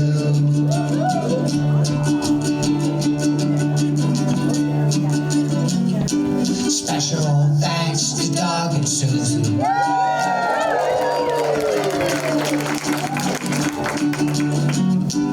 Nothing good rhymes with Susan. Delusion, confusion.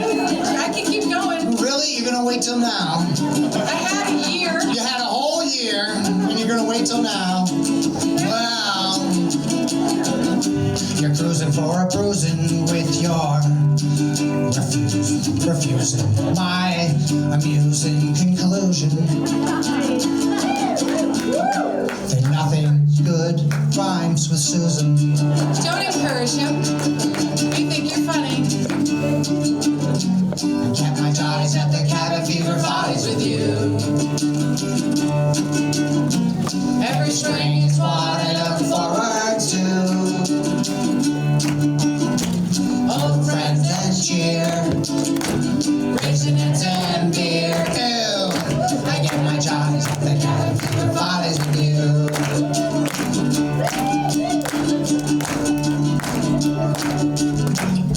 The big closing number ends the show. It's our way of letting you know we're gonna make it clear, like we do every year. You can stay, just can't stay here.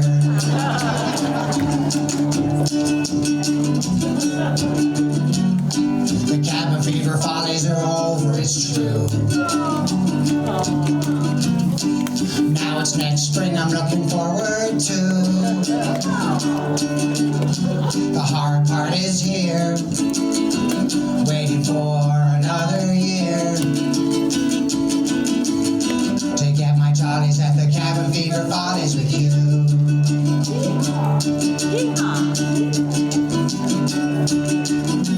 I get my jollies at the cabin fever follies with you. Every spring is what I look forward to. Old friends and cheer, raising heads and beer. I get my jollies at the cabin fever follies with you.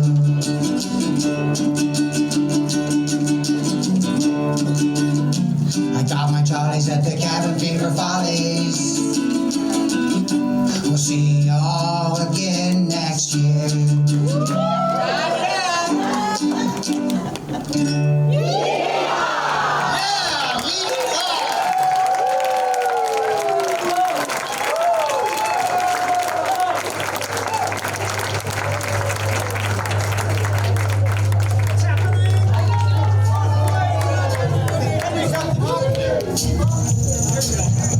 One more big hand for the Raisinets.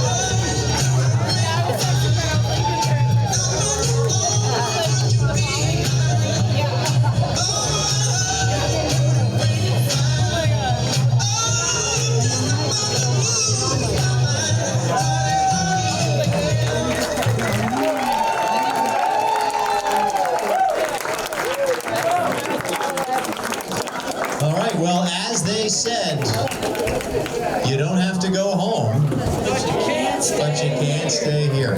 Are you wondering what happened to my act? Clem had to leave. It's not even half as funny with just me doing my part. Henry, could you get the side lights, please? Yeah. Thanks. And so there's a lot of you. Don't make a mad rush to get out of here. Thank you so much for coming. And have a great summer, spring, summer, fall, winter. Yeah. The rest of your life. Have a great